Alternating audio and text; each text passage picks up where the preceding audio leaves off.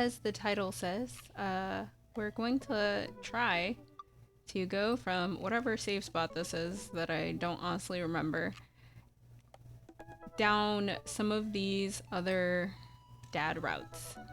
Because we did Damien, and his was so sweet. Damien has my whole heart. But we've also, at this point in our save, have been on first dates with every dad. We just haven't gone on second or third dates. We haven't like locked in on any of the others. So, let's see. Whose route should we go down next? We have Athletic Craig, our dear friend from college. We have coffee shop owner Matt. We have Brian, that's like our rival, sort of. We have edgy, kind of bad boy Robert. We have like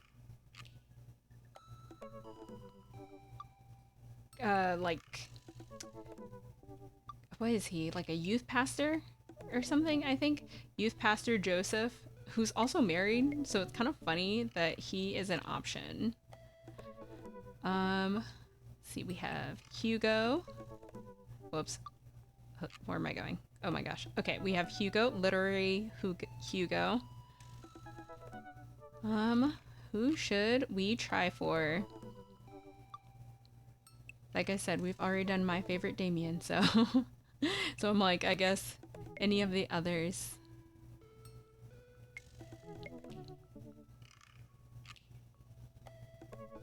I mean, I guess when I started this game, it was between what, Craig and Damien, and I chose Damien.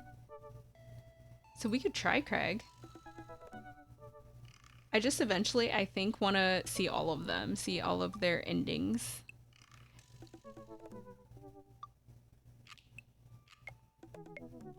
I guess we could start from the beginning and just go through all of them, skipping Damien since we already did his. Alright, let's message Craig. Dad tip number 18, always carry a pocket knife. Number 25, drink plenty of water. I feel like I need to hear that one all the time. Try to exercise regularly. Yeah, I probably need to hear that one too. I don't know that I'm gonna do it, but you know, it's nice to think about that I should try to exercise daily. I really want to get some good quality time with Craig. The last time we hung out, he was so busy with the kids and fending off flirty moms, and I feel like we barely talked. That's right, at this point, like I said, we have gone through at least first dates with all of the dads.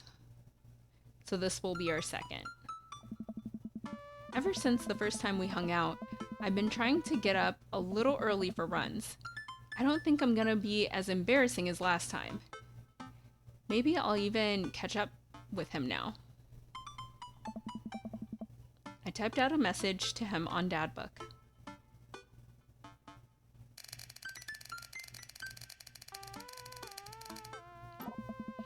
Hey man, been training on my run game recently. Ready for round 2? Oh no. Not this mini game. I was terrible at this mini game last time. Greg responds almost immediately. I don't even remember how I played that game. Dude, of course! Emojis!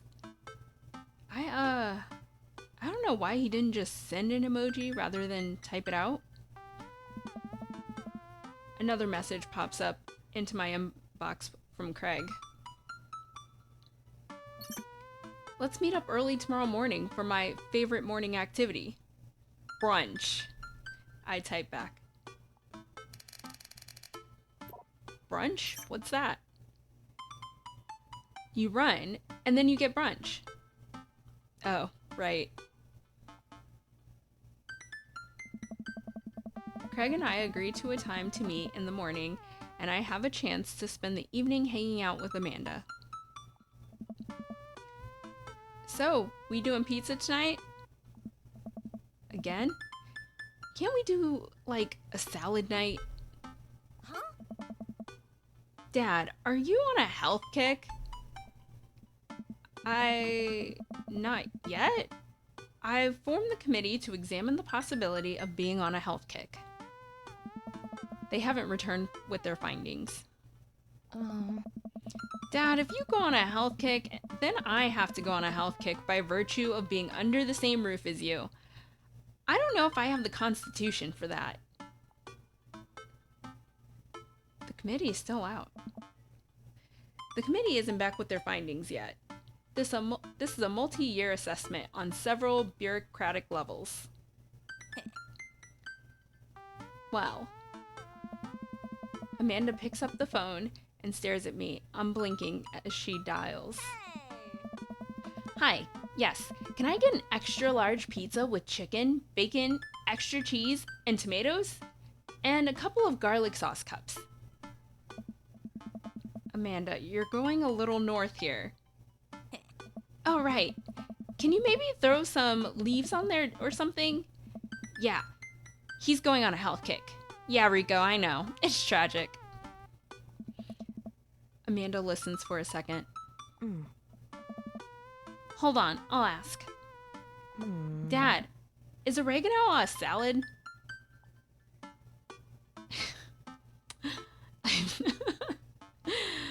Oregano is not a salad. Can't blame me for trying. Nah, Rico, I'm talking to my dad. We'll just go with the meat lover's fantasy. Sure. Say hi to the wife and kids for me. Amanda hangs up. Rico says hey. The food gets delivered and we plop down on the couch to eat some za. Just be careful. Running is a gateway drug. It's a slippery slope, Dad. First you go on a couple light jogs and before you know it, you're converting the garage into a home gym and renovating your subscription to some sort of weekly kombucha delivery service. Question. Shoot. What's kombucha? Okay, so you aren't too far gone yet. I'm just giving you a hard time, Pops. I'm really happy you're running more and caring about your health. I want to keep you around for as long as possible. Thanks, kiddo. Speaking of which, I'm running with Craig tomorrow. You gonna be able to keep up with them? Hey. Probably not.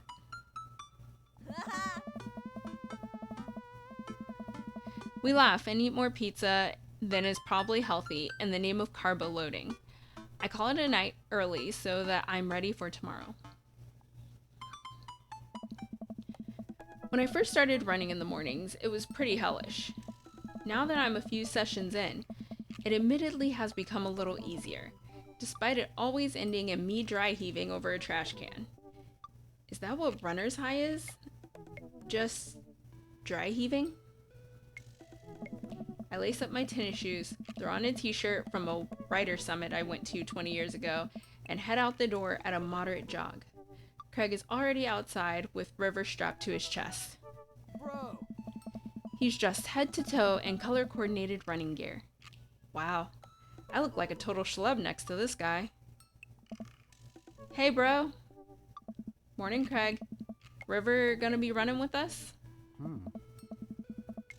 Best as she can. We're taking it to the limit, aren't we, kiddo? Goot. Oh, I know what that means. Craig hands her a stuffed toy, which makes her smile ear to ear. Oh. That's Arnold the capybara. Sometimes it's the only thing that'll get her to stop crying. Oh, I've been there. Amanda had a stuffed panda that she carried around everywhere. She would have a tantrum if we tried to wash it. It was gross. So you've been running lately? Every morning for 30 minutes. I'm basically an elite athlete at this point. Well, try and keep up. So where are we headed? Oh. I think that we could do a couple laps around the park. Okay, that sounds reasonable. Oh. We'll do some hill climbs up a slope. Okay, I can probably handle that. Hmm. And then we'll close it off by doing some wilderness survival hike running to increase our agility. I'm suddenly struck with the overwhelming need to crawl back into bed. Hmm. That sound okay to you? I usually like to throw some timed murder sprints in there, but I'll go easy on you since you're a beginner. That sounds like something I am able to physically do. Bro. Great, let's get started. Oh. Craig and I finally arrive at the park. A few other lone joggers make their way around the perimeter, and River waves enthusiastically at everyone we pass. It's a lot more peaceful in the mornings. Aside from birds chirping and River gurgling away in the stroller, it's pretty quiet. Alright, good warm up. We're gonna turn this down just in case, because last time we played a mini game with Craig, it turned out to be playing the Wii Sports theme song in the background. So then part of my audio got muted. So we're just gonna turn that down right now, even though this is on streamer mode. That was the warm up. Let's start the show. But wait. Craig reaches into his bag and tosses me a water bottle. I fumble it, but thankfully don't drop it. Gotta hydrate, bro. I take a long drink from the water bottle and feel reinvigorated. Man, I don't drink enough water. Hey. I look down and pick up Arnold, River's toy, and hand it back to her. Must have dropped this. Thanks for looking out, bro. You ready? Yeah. We finally finish. Excuse me. We finally finish. Oh my gosh. My voice is just gone. Okay. We finally finish our however many teenth lap around the park. Oh, so we're not going to do a mini game. I can turn this back up. We're fine. We're fine. Okay. We ball. Okay, we finally finish our however many teenth lap around the park. I'm breathing heavily, but I can't believe I actually didn't lose Craig. He's even breathing heavily too, which makes me feel a little better. I look down at my shirt and notice that I'm drenched in sweat. Huh. Almost looks like a frowny face. That's one. What? Hey. I'm just kidding. Good hustle out there. I'm really impressed. You're way better than the last time I launched you off the treadmill. That's right, in our first date, we went to the gym with him and John, our dad, like flew off the treadmill. Like straight up went flying. Yeah, man, you really pushed me to my limit just now. I can't believe I held on. Oh. Sometimes you just need someone there with you to push you to do your absolute best. I'm glad I could be that guy, bro. Who's ready for hill climbs? Black. Oh. There's my little cheerleader. John, you ready? Our choices are and I guess how much in despair do we want to be? We'll keep it short, you know. We're still trying to impress this guy. We can't look too wimpy. You bet. Craig takes me to a separate portion of the park where there's a steep hill that seems to go up forever. I strain my eyes to see some other joggers at the top. So what do we do now? Hmm. We run up the thing. That looks like a lot. Hmm. John, there's two things you need to know about this hill. One, don't stop running till you get to the top. And two, Craig points at the top of the hill. Hey. That's not the top. Oh no, we're gonna do the biggest one they have now. Let's do this! Oh. I finally reached the top of the hill after making my way past what I originally thought was the top of the hill. Once there, I hunch over onto my knees and gasp for air. My lungs are like daggers poking my ribs. I can feel my heart in my ears. Hello, Phantom. Welcome, welcome. It is going well. We are doing some of the other routes of Dream Daddy. So we did the kind of vampire dad last time. So now we're going to do athletic dad slash college friend, Craig. What? I have no idea how to do these random baby noises that River keeps making. River, I'm having a moment. Please. Oh boy. Craig looks like he's taking a beating as well. So he is human. You know what, Phantom? You're right. I didn't do a clickbait title. What am I doing? I'm slacking. I feel like the title that just came to mind for a clickbait title would be too much. So I'm glad I didn't do one. I'd probably have to think on that one a little bit. Because I think the one that just came to my mind would probably, like, I don't know, get me, like, kicked off Twitch or something. John, put your arms on your head and stretch out your elbows. It'll help you breathe better. I do as Craig says. It feels a little better, but I'm still in agony. Oh. And here. Craig tosses me a water bottle again. I hydrate like my life depends on it. Thanks, dude. Bro. Phenomenal work. You feel that lightness in your head? That's the runner's high. Oh, that's it. I thought I was just, you know, dying. Want to take it slow for a bit? I would like that very much. As we're catching our breaths, River starts crying. What's wrong, Sweet Pea? Do you want to play with Arnold? Craig looks around us. Nice. Oh boy. Man down. I think we lost Arnold. River keeps wailing. Bro. I've abandoned my child's toy. We gotta find him, dude. It should be simple, right? We just gotta retrace our steps. I remember River last having it down at the bottom of the hill. Craig and I jog down the path, searching high and low for the stuffed capybara, which Craig takes the time to explain to me is a large rodent native to South America. We get to the place where River might have dropped it, but it's still nowhere to be found. Looks like we've got a mystery on our hands. We have to get to the bottom of this. I suspect foul play. Looks like this is a prime case for world-renowned Detective Phelan. Oh. Dude, it's time for a bro adventure. Actually, I was kind of expecting him to combine those and be like bro venture. I think I like that better. Oh my god. This guy really is my father. A bro venture. Oh my gosh.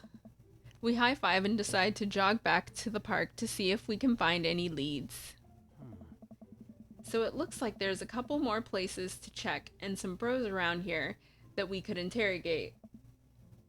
Sounds good. Hey. Wait, who's good cop and who's bad cop? I think about it for a second. Well, I think that with your stature and overall resilience, you would make an intimidating bad cop. But on the other hand, you do have an adorable baby strapped to your chest, so that softens the edges a bit. Oh. All valid points. I think you would make a great good cop because your congenial attitude and willingness to try new things. But then again, I see how you get when there are too many commercial breaks during a show, so you have the potential to be a scary bad cop. I don't want to have to watch Meat Hell in 3-minute segments and 5 minutes of commercials in between. And they're loud. The commercials are too loud. I just want to watch my shows in peace without people yelling at me to buy wiper fluid and stuff. Bro, same. Explain to me why the commercials are louder than the show I was watching. I hate that. Bro. Case in point. Let's play it moment by moment. Hmm? Smart. Oh. So, where to, Brotective? Let's start in the playground, I guess.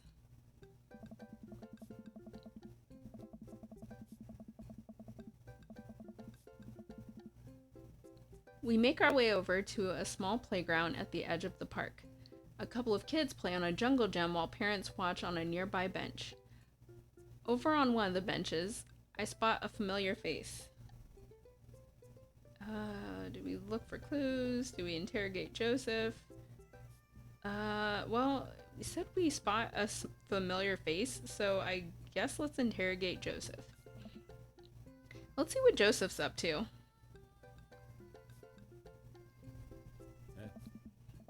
We jog over to Joseph, who seems to be engrossed in his book. Hmm? Joseph! Joseph nearly drops his book. Hey guys, I didn't think I'd see you two out here. John, are you exercising? Sure am. You know me. I just love to run and be healthy. That's kind of my whole thing. What are you reading? Oh, just a book on knots and rope tying. Lawrence of Arabia. For boats. Boat ropes. Yeah, quick save, man, quick save. Right. Say, you didn't happen to see a stuffed capybara around here. Oh. What's a capybara? Hmm? It's a large rodent that's native to South America. Joseph thinks for a second. Haven't seen one around. I'll tell the kids to keep an eye out.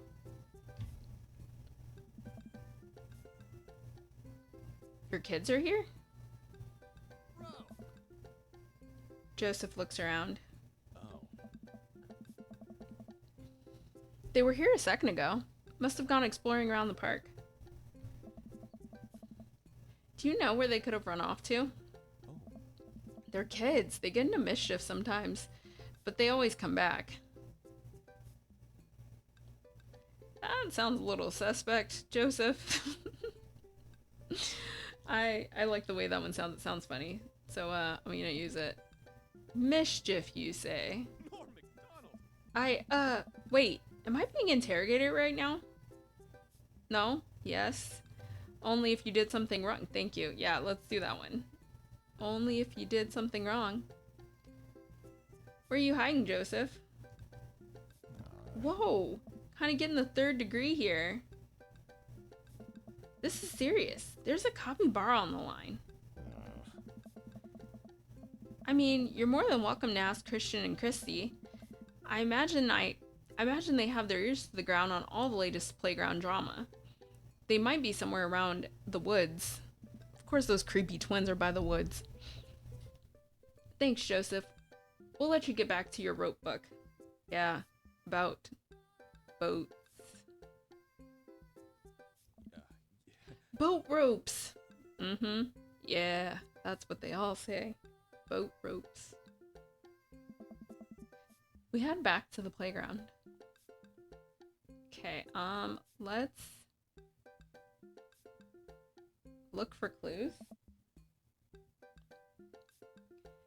Craig and I, two grown adults, walk onto the playground and begin examining it meticulously for clues.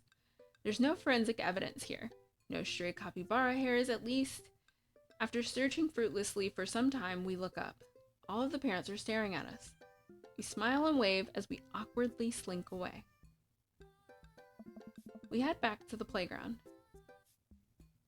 I guess let's move to another part of the park. Where to now, bro? Let's try the field, I guess? We wander out to a grassy field at the center of the park. There isn't a whole lot to see, but there are a few figures camped camped out on a blanket, and the grass could hold any number of secrets. Let us interrogate River. What? Why is that an option? Okay, let's look for clues. We carefully comb through the field of grass and flowers. I can't seem to find much besides a couple of ladybugs and a nickel. While I'm looking down, Craig calls out to me from across the field. John! I jog over. Craig is kneeling in the grass, inspecting something. I approach, my heart in my throat. As I lean over Craig, I see it. This is Arnold's leg. I put my hand over River's eyes. No one should have to be subjected to this senseless violence. My God, who or what would do this? Oh. I don't know, but now I think we might be dealing with something beyond our grasp. I cannot look at this anymore. I turn around, trying to wipe the image of the stuffing strewn across the ground from my mind. Oh. We're running out of time. We may already be too late. Bag and tag it. Let's keep moving. We maneuver back to the field. Okay, I guess we will talk to Matt and Carmencita. Let's talk to Matt and his daughter. Carmencita spots us from across the way and waves. She's sitting down with her dad on a sunny green patch of grass. We jog over. Hey. Hey, dudes. Hey, bro. We just sat down for a picnic. Want some snacks? Got anything to increase my glycogen reserves? We have apple slices. Oh. Thank you very much, tiny bro. But I should be fine. Hey. You guys working out? Good day for it. Yep. I'm the picture of health and athleticism. Good transition. Say, have you seen a stuffed capybara around here anywhere? What's a capybara? It's a large rodent that's native to South America. Wait a second. How do you know what a capybara is? You wouldn't happen to have had hands-on experience with one recently, would you? We learned about capybaras in 4th grade. I think it's more suspicious that you know what a capybara is. Hey. Oh my God. What if I took Arnold? What if I'm the culprit and I just don't remember? I quickly check my body for any Polaroids I might have kept on my person to remind me of who to trust and who not to trust. I saw a memento once, and I'm pretty sure that's how it works. Nothing. But what if that's what I wanted myself to think? No, John, don't let them win. I shake off the thought. I saw a couple of squirrels over by the tree, though. I don't know if that helps, but if you want to see some cute squirrels, you should definitely check it out. Thanks for the hot squirrel tip, Carmencita. Well, we better get moving. Gotta find that capybara before River here has a breakdown. Oh. Good luck. Let me get some apple slices for the road, though. Carmencita hooks me up with some road slices, and we're on our way. We maneuver back to the field. Check out those squirrels. Where'd the suspect say the squirrels would be again? the tree, right? Hmm. Ah, yes. Ah, there they are. Carmencita was telling the truth. There are some rad squirrels. River seems happy. This may have bought us some extra time. We maneuver back to the field. Guess now we gotta interrogate River and... Hmm. Wait, let me try this. It's always the culprit you least expect. I get eye to eye with River, who still looks like she's on the verge of tears. Nice. Let's do good cop for the child. Hey, sweetie, believe me, nobody wants to find your capybara more than me. But we need more clues. And I think somewhere in that baby brain of yours, you might have something that'll lead us to the perp. So, what do you say, kiddo? Bleh. I turn to Craig. We're getting nowhere with this witness. We maneuver back to the field. Let's move to another part of the park. I've deduced... Dad-deuced. I love that. I've dad-deuced where we should go next. Go to the woods. We make our way to the outskirts of the park. There are a couple of benches by the dense tree line. Looks like Robert's here all by himself. This also seems like the perfect place to look for clues. Joseph's twins must be around here somewhere. Let's look for clues. Craig and I search through the outskirts of the woods, hoping to find anything that might lead us to Arnold. There are a couple of cigarettes and empty beer cans scattered around the thicket. This is probably the hotspot for edgy teens to hang out at night and say swears and stuff. It doesn't look like there was any recent activity that might be capybara related. This might be a dead end, partner bro. We return to the woods. Joseph's twins must be around here somewhere. Let's interrogate Robert. Maybe Robert saw something. We walk over to Robert's bench. Hey, Rob. Oh. Don't call me that. Okay. Hi, Robert. Oh. Don't call me that either. Okay. Hey, buddy. I don't know. What are you up to? Hey. Thinking. This is my thinking bench. Huh. I have to get a solid 2 or 3 hours of brooding in per day. Filling quotas. Have you by any chance seen a small stuffed capybara around? A capybara it's a large rodent native to South America. I know. Hmm.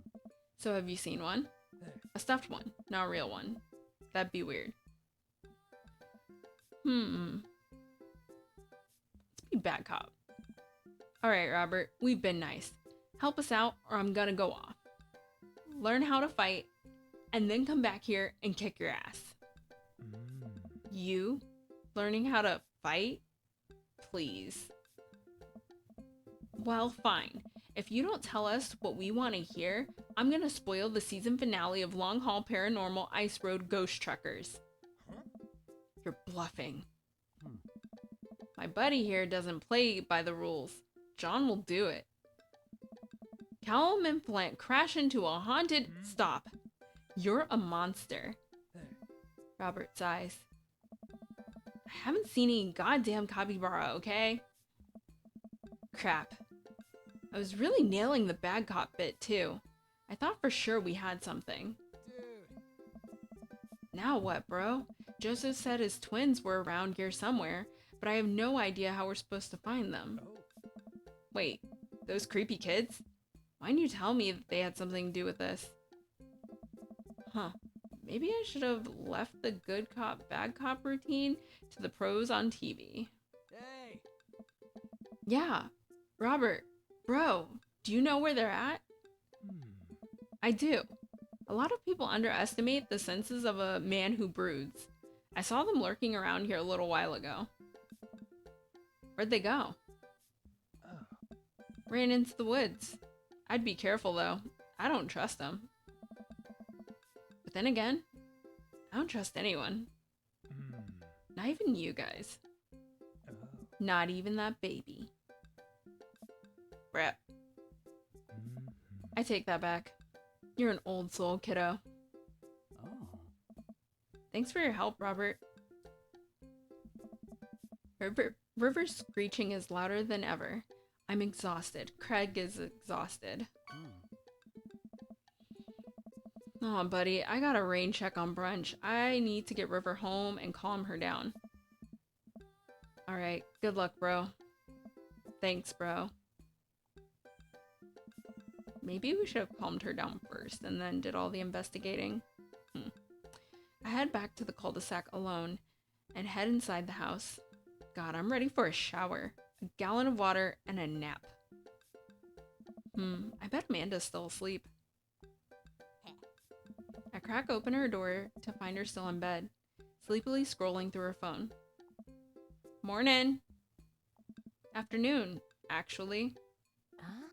Right. How was brunch? Well, we had a good time with the run part, but we didn't make it to the rest of the portmanteau. Huh? To brunch. We didn't make it to brunch. Somehow we lost River's toy capybara on our run. A capybara is... Dad, don't patronize me about giant rodents. I know. Sorry. Anyway, we figured out that Joseph's creepy twins had something to do with it, but we never got to the bottom of it. So the run went well, though? I was a little worried about your endurance. Yeah, it was rough at first, but it ended up being a piece of cake. I actually feel pretty My legs give out. I find myself on the floor of the hallway. I'm just gonna hang out here for a while. You take your time getting up. We collapsed in the hallway. Hey, at least we made it through the whole date. At least he didn't collapse in the middle of the date. That would have been embarrassing. Ah, dang, this is the worst date we've ever had. C? Our rank is C? That's terrible. Yeah, I think I should have chosen to calm the baby down first, and then we did all that investigating. Dang. We might have to redo his date. Crap. I thought it'd be easy to go down the other routes. I was mistaken.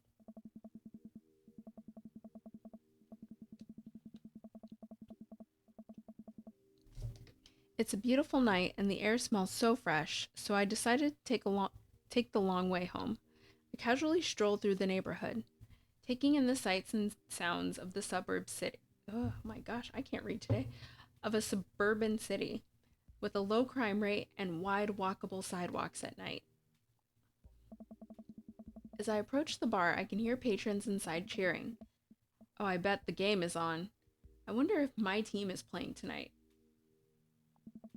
A drop of water hits my head, and now it's lots of drops of water. It's pouring rain. Maybe I should wait this out inside. I order a beer from the bar and settle in. It turns out that my team isn't playing tonight, but I can certainly enjoy the game regardless. The bar is unusually crowded, and the feeling of camaraderie over a shared love of the game makes me smile. Sports are nice. I look over into the corner and spot none other than Mary, sitting alone in the corner nursing a cocktail.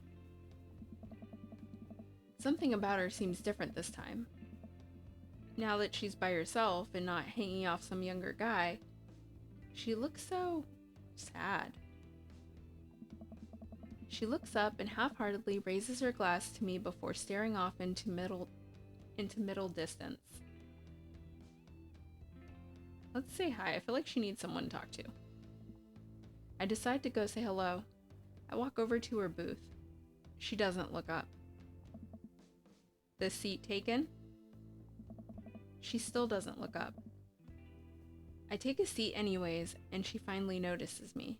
Hey, sailor. Hey, cowboy. You alright? Never better. She hiccups. Guess she's a little far gone. Tears start welling up in her eyes. Oh. Will you walk a gal home? We're a gentleman, let's walk her home. I slide out of the booth. Seems like Mary's having some trouble getting up. I reach out a hand to help her, but she waves me away. I got it. She clearly does not got it. You know what? Hang out here for a second. I walk over to the bartender and pay Mary's tab. Hey, I don't know if you remember me, but I live in Mary's cul-de-sac and I'm just making sure she gets home safe tonight. I know you. Yeah, it's nothing weird, just... She usually has one of the bar staff walk her home, but I trust you. She doesn't, like, go home with... I don't really want to say it. One of the guys she meets? Nah. Ain't her thing. Huh. I head back to the booth. Mary stumbles out of the seat and directly into my arms. It's still raining a little bit. I take off my coat and hold it over Mary's head. Such a gentleman. Let's get you home. Mary and I walk in silence up the street towards the cul-de-sac. I have no idea what to say to her, for fear she might hit on me. Or not. What the bartender mean by ain't her thing? Sorry you have to see me like this. I'm usually not... I know Joseph doesn't like it when I... Just... Sorry. It's alright. I'm sorry if I'm ever mean to you. It's alright. No, it's not. I know it's not. I'm having a really... Forget it. As we get to the cul-de-sac, I can feel Mary starting to slow down. By the time we arrive at the doorstep, she pulls away from me. Wait, can we just... Hold on. What's wrong? How about another drink? Old time's sake? Come on, Mary, it's bedtime. Mary looks me up and down, giving me a half smile. You're right. She pulls me in close for a hug, holding on to me for a little longer than feels appropriate. She mumbles into my chest. You're a good kid. Thanks for the company. Mary gives me a pat on the back, straightens out her sweater, and walks the rest of the way to the front door herself. Huh.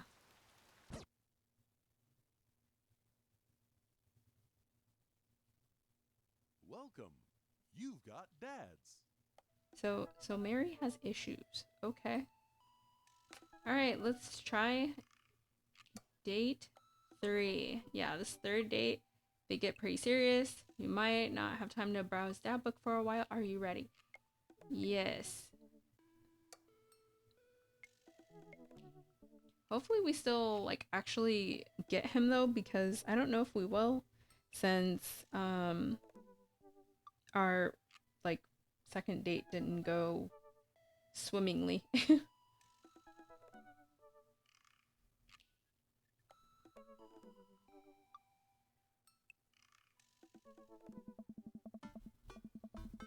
It took some time for our schedules to line up, but I was finally able to find a weekend where Craig and I could go camping.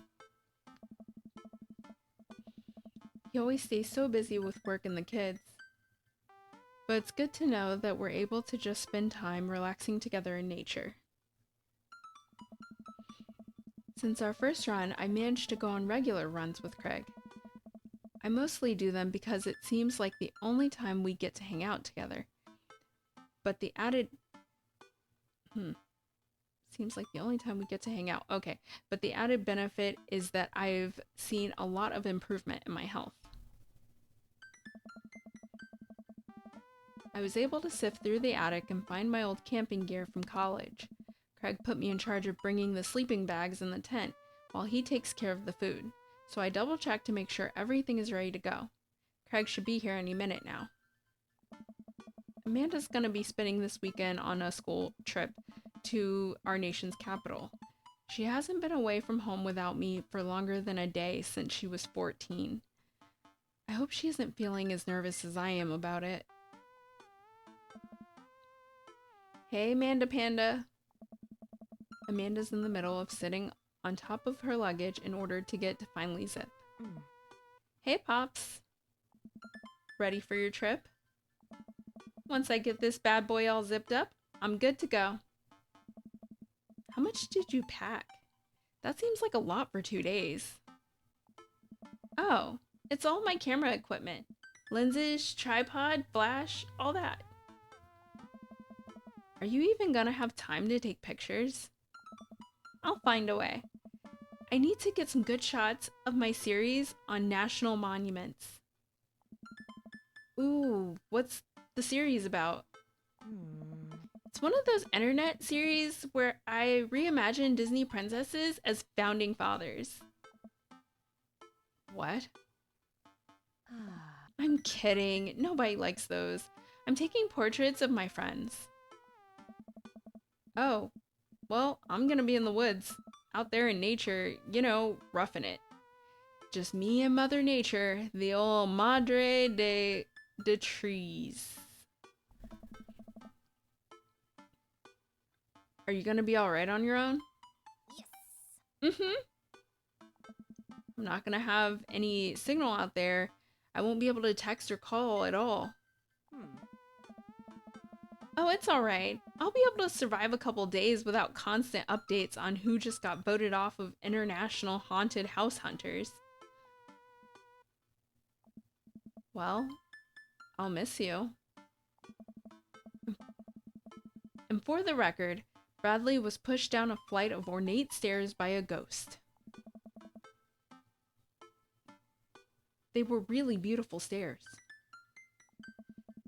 Amanda finishes zipping up the big suitcase and lugs it next to the door of her bedroom. She turns around and gives me a big hug. Yeah. Relax, Dadtron. I'm a big kid now. I can take care of myself. Besides, I gotta share a room with Monica Sanders and 2 mom chaperones. The most trouble I could possibly get into is falling asleep with a tub of ice cream on me. Oh, well, alright. Don't steal anything, okay? Since you asked nicely, fine. Promise. I step outside, hauling my bags behind me. Craig's already strapped some camping gear to the top of my modest but stylish car. He notices me carrying my equipment and hurries over to take it from me. Yay, I'm glad you can hear me. It has not been an hour of me just talking to myself.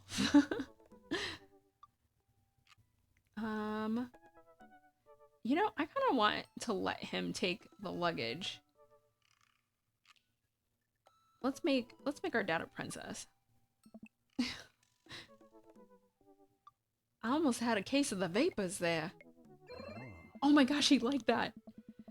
Never fear. These muscles were made for picking up heavy things and putting them in other places.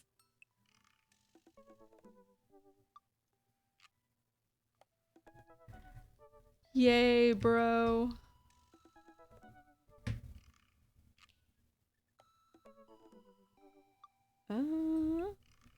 One second.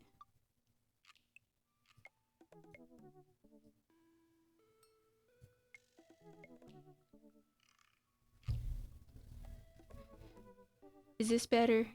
Can you hear me now?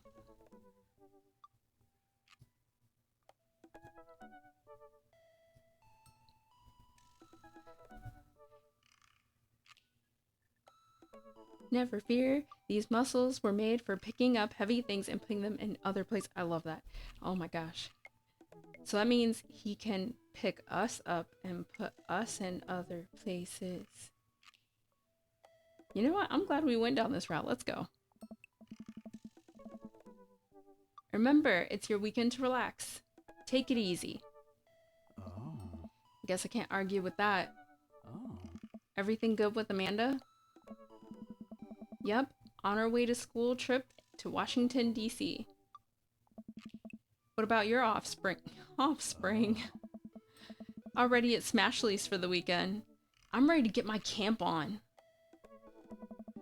I load the rest of my stuff into Craig's cart, and we get in. Oh no. What's wrong?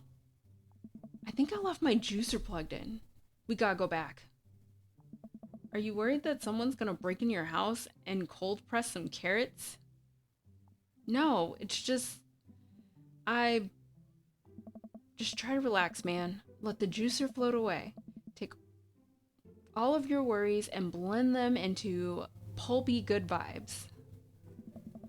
Craig takes a deep breath. Do we have anything to listen to? All I had at my place is a series of CDs that guide you through a thorough and intense calisthenics workout. Do you want to listen to those? I'm just kidding. Craig hands me a thick case filled with CDs. Take your pick. I thumb through page after page of kids sing-along CDs. Oh yeah, Twinkle Twinkle Little Star. Takes me back. Keep going. I get to the end of the case to find, in the very last slot, a blank CD with Craig's handwriting on it. DJ Kegstan's Mega Mix Volume 1? Made it just for the trip. I think you'll like it. I pop the CD into the car stereo, and it's like I'm immediately transported to our old dorm room. Hit after hit plays, and soon enough we're both happily scream singing the lyrics to each song as we fly down the highway. This song was Carl's favorite. Carl, the third roommate! You brought that dog home one night and I couldn't pry you two apart.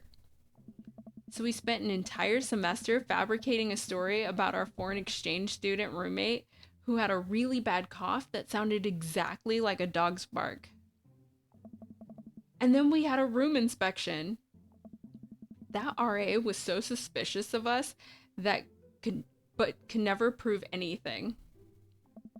And Carl was just under a blanket. Bless that pup's courage under fire. Man, we did some dumb things back in college. The hours fly by as we belt out tunes in whatever non-existent key our voices register in. Soon enough, we're surrounded by lush trees and spectacular vistas of everything amazing that nature has to offer.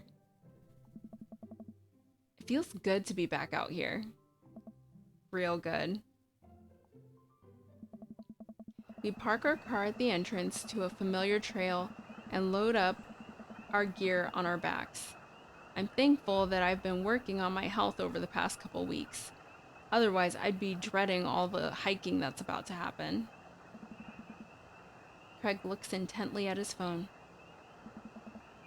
Everything all right? Yep, just had to fire off one last work email. Craig pockets the phone and we start off on the trail. It's relatively easy, but I know I would have been huffing and puffing at this point if it weren't for all the murder sprints. I look around and take in the tall trees and animal chirps. Everything okay back there? There's no reception out here. Oh yeah, being out in the middle of nowhere will do that. I recognize the look of anxiety on Craig's face. Oh, man. But what if there's a problem? There won't be. You've trained for this. Reception is the least of our worries. Well, I don't know. It's kind of a big worry for him. I don't know that we can guarantee there won't be, though. So let's go with you've trained for this. Look, Craig, we all know that if you really wanted, you could flex your calf muscles and fly out of here like a rocket ship all the way back to Maple Bay. You're gonna be fine. We're gonna be fine. This is our weekend. Oh. We keep marching down the trail, but it seems like Craig is still worried. After a bit, he stops in his tracks. Maybe we should go back. We could find another campground that gets good cell phone reception. Craig, seriously, what's wrong? I mean, I'm just really nervous. My dad my dad instinct is kicking in, and my mind keeps conjuring up all sorts of worst case scenarios. What if something happens to the girls? I don't have a signal. I would have no way of knowing. Let me tell you, that feeling never goes away, no matter how old your kids are. You just gotta remind yourself that they're in good hands. Craig doesn't say anything. I give him a reassuring punch on the shoulder. Try to remember why we came out here. The plan was to get away from it all and just focus on ourselves for this little trip. No distractions, no cell phone service, just two dads relaxing out in the woods. Craig looks me directly in the eyes. No distractions, no cell phone service, just two dads relaxing out in the woods. We're gonna have some fun this weekend. Craig and I get back to marching. It's not too long of a hike, but before we get to the campsite, we're both glad to see that we're the only people here. I can't believe you still have this tent. Found it in my attic and already checked it for holes. It's seen better days, sure, but I think we'll be able to survive. I dump the bag of fabric and poles onto the ground. We unfold the tent in its desired spot. I hand Craig the stakes. We still know how to do this, right? Of course we do. We do not. After 20 minutes of struggling like people in a bad infomercial, we somehow managed to build an upright structure that closely resembles what a tent would look like if you asked anybody to draw a picture of one with their eyes shut. I wouldn't put this up against the storm, but I think we'll be able to survive for the night.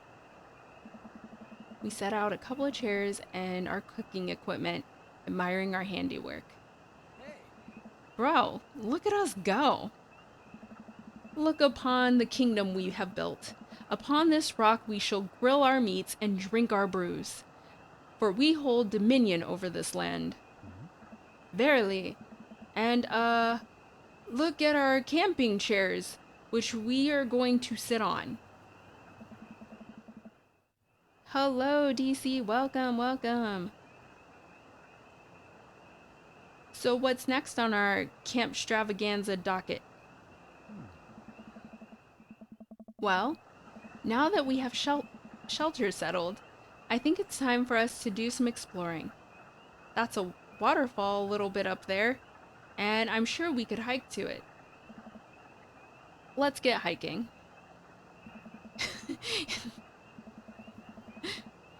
Craig and I venture into the woods. We amble along, taking our time to chat and admire the wildlife. Craig reaches out an arm and stops me.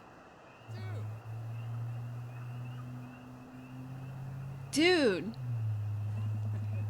Does that look like what I think it looks like? I look over where he's pointing.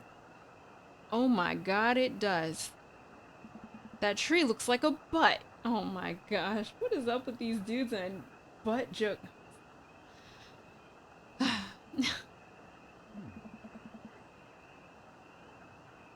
I can't get over how derailed it is.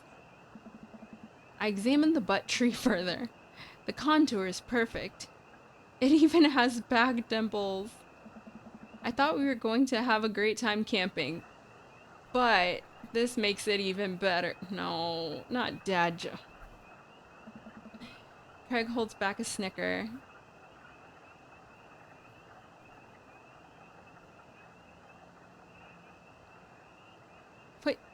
What do you mean? Are you reading the name of this game right? Yes. Hey, you missed the stream where I titled this game or titled this stream Helping Dad Find a Daddy, okay?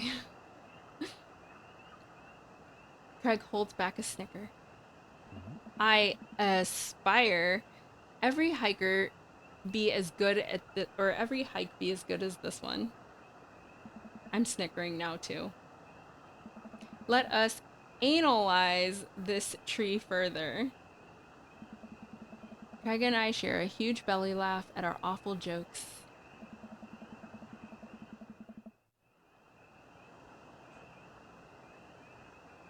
A werewolf is not trying to. No! That's not what this game is! Oh my gosh. No, see, we already went down the vampire dad route, okay?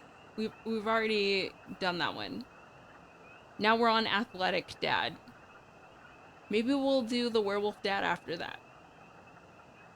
The best thing about this is there's no daughters here to tell us our dad jokes are bad. I'm here to tell you that your jokes are bad. We high five. There is no gnome daddy. How many dads have I gone through? I've only gone through the one completely, like in its entirety. Now we're about to go down this athletic dad, so this will be dad number 2. Craig and I hit the trail again. It's been a long time since we've been out here, but everything seems more or less familiar. We point out old landmarks that we remember back from our college days. I think we're getting close now. There is no gnome daddy! Check it out! There's a clearing up ahead. As we get closer, I can hear water running. Cresting over a hill, Craig and I are greeted by a wide clearing surrounded by trees. In front of us is a beautiful waterfall spilling into a large body of water that runs into a river. Mouths agape with genuine beauty of this place. We go investigate. The old waterfall. Bro, It's gorgeous. Oh, we're getting the beautiful music. Here we go. This is where the date gets real. This is our moment.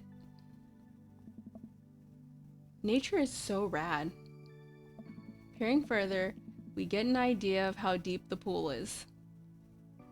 Yeah, DC, you might want to run now. This is about to get real cute, sappy date. Think we could jump off of it like the old days? Ha, this old dad is happy here on dry land. Looks like you could climb in. Climb right up over there. We didn't even bring swimming trunks. What are you talking about? We're going skinny dipping. Craig immediately begins taking his clothes off.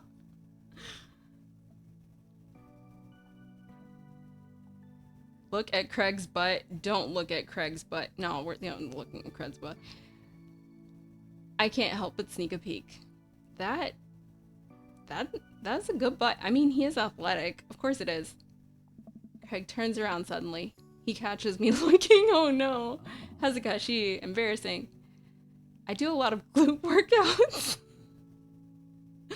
That's fantastic. I immediately turn her away, blushing. You coming or what? Oh, I don't know about this dude. He's already making his way over to the waterfall by the time I finish my sentence. When he realizes I'm not right behind him, he turns around and rolls his eyes. We lived together for years, and I've seen your ass more times than I could count. It's no big deal.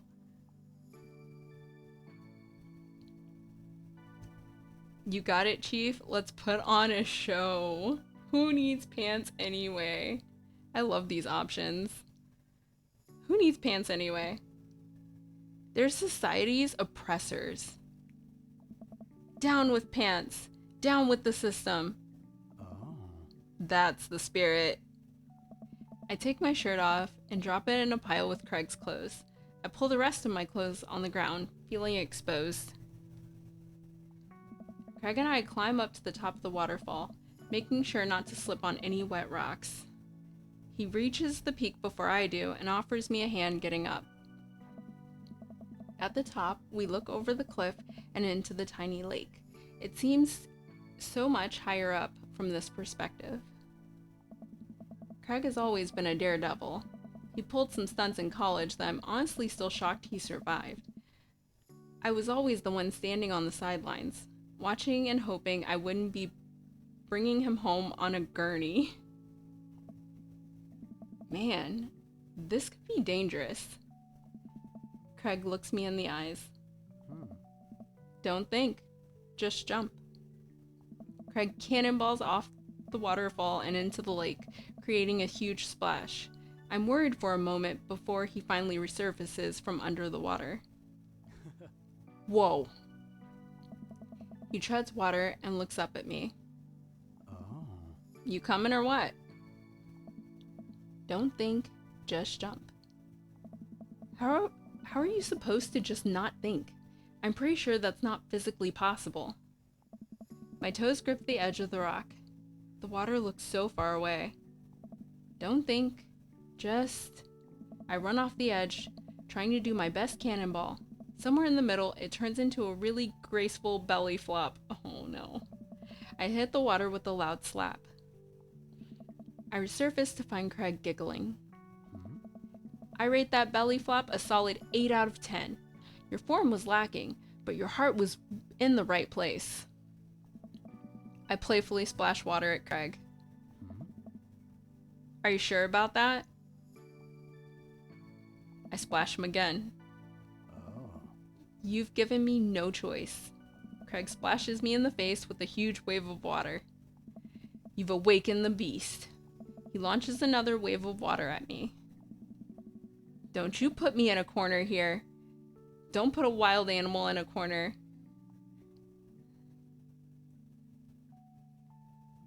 No, we're gonna dunk him. I lunge for Greg and manage to get him in an arm lock. Time for the finishing move. I summon all of my dad's strength to lift Craig out of the water. Dude. Hey! And I drop him for the splash. Craig bounces back out of the water. Bro. My turn. Oh no. It seems like Craig was simply allowing me to pick him up and dunk him. He grapples me with a clearly superior muscles and quite literally tosses me across the water. I emerge from the water, devastated. You think I did all those pull-ups just so I could look good with my t-shirt off? Nah, bro. These arm cannons are dad launchers. Craig does a playful flex for me. Damn. Craig, truce, please. Craig thinks about it. Yeah, sure. We shake hands. There is peace. Man, that jump was such an adrenaline rush. Oh. Not so scary, huh? I'll race you to the top. I feel like he's probably had, well, I don't know. Do we keep going? I just feel like our character being our character, he probably won't make a race to the top. I feel like this has probably been enough excitement for him today. But this is also athletic dad Craig. I think he might want to race to the top. Let's do it. Let's race to the top. We run all the way up the slick rocks and cannonball off the waterfall again. What a rush. Good form on that one. Want to go again? Do we keep going? Do we keep going? Do we stop? I don't know. I don't know. This is athletic dad. You know what? Let's keep going. With the same energy we had in our youth, we climb back up the rock, we climb back up to the top of the waterfall. I'm brave enough to try a flip, which I'm sure looks incredibly graceful as I belly flop into the water. Phew, man, that was fun. Got one more in you? Oh my gosh. No, we gotta impress him. We gotta keep going. We gotta keep going. It takes us a little more time, but we get to the waterfall and both do our best running jumps into the water below. Alright, I think I'm at my limit. We should get going back before it gets too dark. Oh, no, I think we're definitely done. You're right. Nice. We should probably head back. We go to put our clothes back on and notice that they're soaking wet. Maybe a splash fight wasn't the best idea. Ah, it's okay. We'll get a fire going in no time. We can dry off and get some dinner going. Sopping wet, we hike back to the camp and unpack everything we need for dinner. Craig pulls out a couple of steaks and some chopped potatoes in tin foil. You ready for a feast? Hey man, take a seat. The Craig train is pulling into the relaxation station, and I'm your conductor. Let me cook for you. Absolutely not. Cooking is the thing that relaxes me the most. I'll take it from here. Craig cooks now? I remember how his entire sophomore year diet consisted of microwavable mac and cheese, but not microwaved, and have trouble believing the thing he just said. At least let me start the fire. Sure, let me just grab my matches. Craig reaches into his backpack. He rummages around in his bag, pulling things out and checking every pocket. Uh-oh. Oh. I know I packed it. Craig checks another bag and still can't find it. My stomach grumbles, and now I'm more acutely aware of how cold and wet I am. We really need to get a fire started. Okay, well, it's not the end of the world. Gosh, I'm so stupid. I could have sworn I packed it. I'm sorry, dude. Don't be. We can figure this out. We can start a fire. We're smart guys. I mean, how hard could it be? I've watched plenty of survival programs on TV. If a naked reality TV star can do it, so can we. We'll need some wood. I gestured to the trees around us. I don't know. There's no shortage of that. And some tinder. Oh. We can make that work. And then I think some ancient aliens are supposed to come by and give us advanced technology. Or renovate our house. Depends on the show. Craig and I gather a variety of wood, bark, and moss until we have all the materials that could, conceptually, make a passable looking campfire. Just add fire, right? That's the fun part. The sun is just now setting and a cool breeze rustles the leaves of the trees around us. We have to work quick. I've done this in the past and I know I can figure it out. Just give me a second. Any way I can help? Give me some moral support. Lift my spirits. We'll make this fire happen. You can do it! Clear eyes. Full heart. Can't, not make that fire? You can make that fire, Craig. Oh. That's the stuff. Eventually, Craig is miraculously able to get something going. He blows on the embers and gently places the glowing moss into the base of the pit. Soon enough, we have a nice little fire going. Way to go, man. We're regular old outdoorsy fellas. Oh. Hooray for not dying. I take a seat in one of the lawn chairs Craig brought and cozy up to the fire, warming up my hands. Relax, man. Take it easy. Let me handle the dinner. Why is dinner capitalized? I watch as Craig stokes the fire and sets up a makeshift grill for the steaks. After all that hiking and swimming and fire starting, I'm able to relax a bit. With the sound of crickets and the scent of steak filling the air, I actually feel pretty calm. Craig expertly sears 2 steaks in a pan he's been heating up on the fire, cracking thyme and crushed ginger over it while basting them both in butter. Wow, I didn't know he was actually good at cooking. The fanciest I ever saw him get in college was when he started sprinkling the seasoning packet onto dry ramen and eating it straight up. When did this happen? You used to eat cereal every morning with beer instead of milk. Ew, that sounds disgusting. Oh. I grew up, I guess. I think these are just about ready. Craig puts the steaks onto a paper plate and sets them aside. I start to reach for one, but Craig smacks my hand away. Oh. Dude, let them rest. It will be more flavorful that way. I patiently return to my seat, eyeing the steaks longingly from a distance. They smell incredible. Craig prepares a side salad for us in the meantime, sprinkling feta cheese onto freshly chopped greens. He plates it next to a generous pile of roasted potatoes covered in olive oil and rosemary. Once it's all ready, we sit down by the fire and dig in. Everything taste okay? I'm in heaven. Oh. That's what I like to hear. Remember how for an entire semester we would eat burritos for breakfast, lunch, and dinner? So hard to not go back to that. Look at you now, man. You have kids, a great job, and now you cook like a vengeful wizard whose arch nemesis is microwavable food.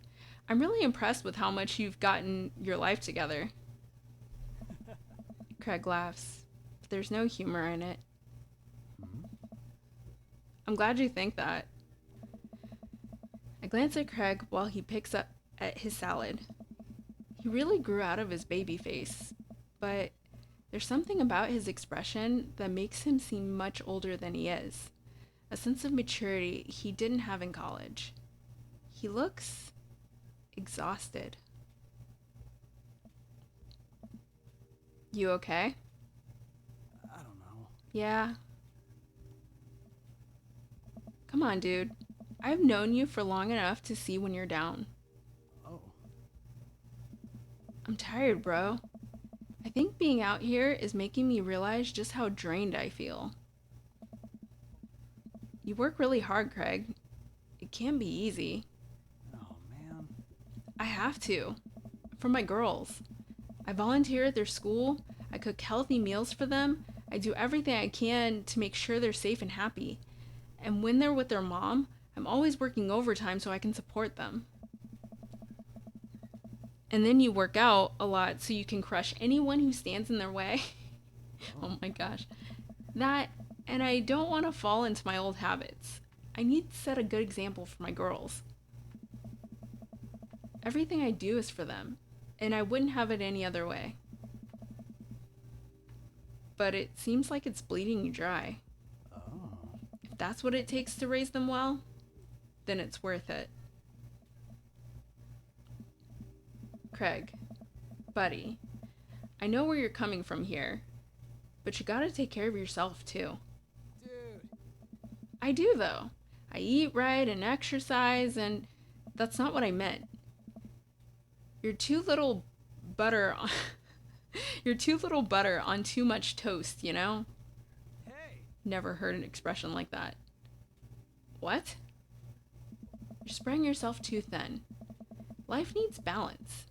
It's great that you care so much about your kids, but you can't neglect your own needs because you're too busy taking care of everyone else's. You matter too. I don't know.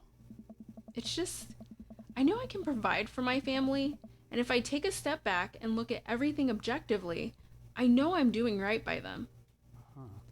But I can't explain it, man. There's always that voice in the back of my head telling me I need to do more. It's like it's never enough for me. Every time I try to relax, that voice keeps telling me I don't deserve it. To be honest, I feel guilty about being out here. Craig, you're trying your best and you're doing an amazing job. That's a fact. But even if you weren't, you would still deserve happiness. Oh. Do I, though?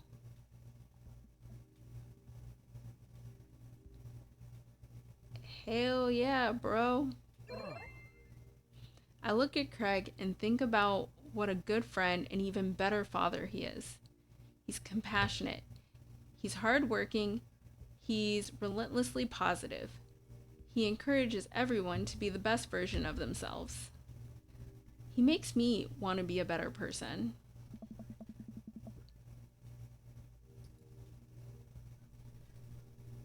If you could only see yourself the way I see you. Hmm.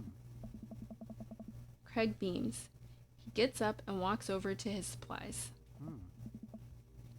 Come on, I brought dessert. Oh, are you gonna use the campfire to torch the tops of some creme brulee? Hmm. What? I know little to nothing about cooking. Craig pulls out marshmallows. Hey. Well, you still know how to make s'mores, right? I think the more important question is, do you know how to make s'mores? As I recall, you used to just completely blacken the marshmallows. Oh. Oh, I stand by that. It's charred on the outside, but gooey center is preserved. Brutish. Craig throws a marshmallow at me and I catch it in my mouth. Hmm. Pro move. We used to be able to do that at a distance against the wind. Oh my gosh. At a great distance against a wind disadvantage. Give me a week of practice and I'll be competitive again. Craig and I sit in the warm glow of the campfire, watching embers float up towards the sky. The stars are so much brighter out here. Yeah. Hmm. I miss this, John. Me too. We stay here until it gets late, half remembering stories from college. We watch as the fire burns and eventually clamber into the tent. We crawl into the tent and I unfurl my sleeping bag. Hmm. Wait, where's the other sleeping bag? I look around for a second. Oh. Oh no, I must have left it at home. It's all yours, dude. I'm sorry. I'll just curl up over here. Hmm. No way. Here. Craig unzips the sleeping bag and spreads it out so there's enough room for both of us to lay on top of it. Hmm. Night, bro.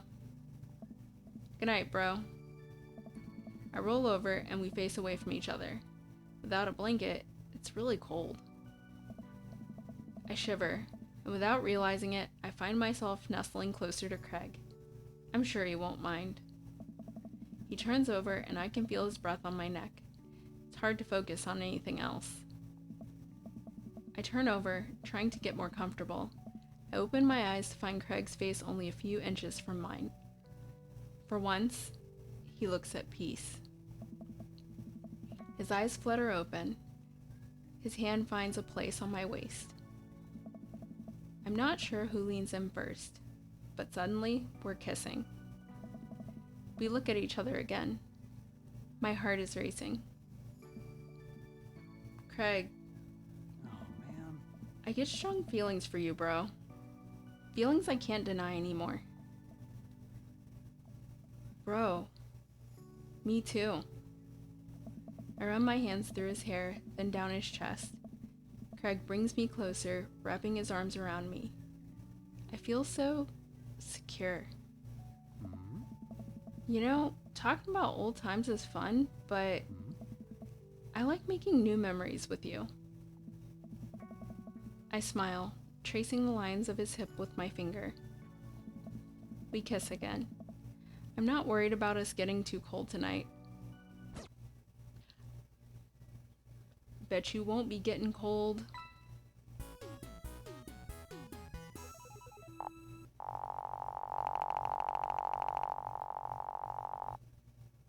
S rank date, let's go! Back in college. I've missed you, dude.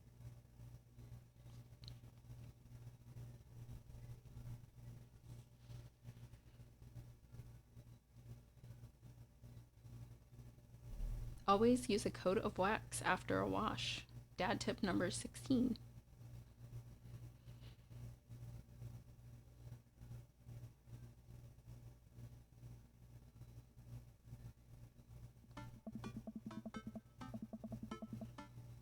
I think I finally have Wait, I think I have everything finally set up. Amanda should be here any minute now. I think that's her car in the driveway. Okay, gotta act natural. Be cool, John. Be cool. Amanda walks through the door with a suspicious look on her face. Hey, Dad. Off to a good start. Something fishy? Rats. What? No. You ask too many questions. Who do you think you are? My daughter? For literally my entire life, yes.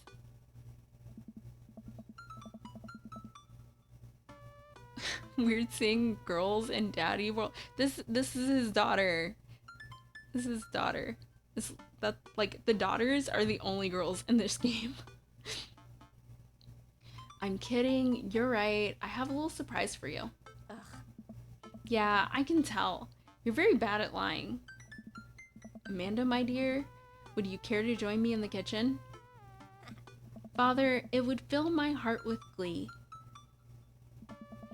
I lead Amanda over to the kitchen table where a present lies covered under a tablecloth. It's nothing special, but I wanted to give you a little something. You graduated high school last week, and I know you told me not to make a big deal about it, but...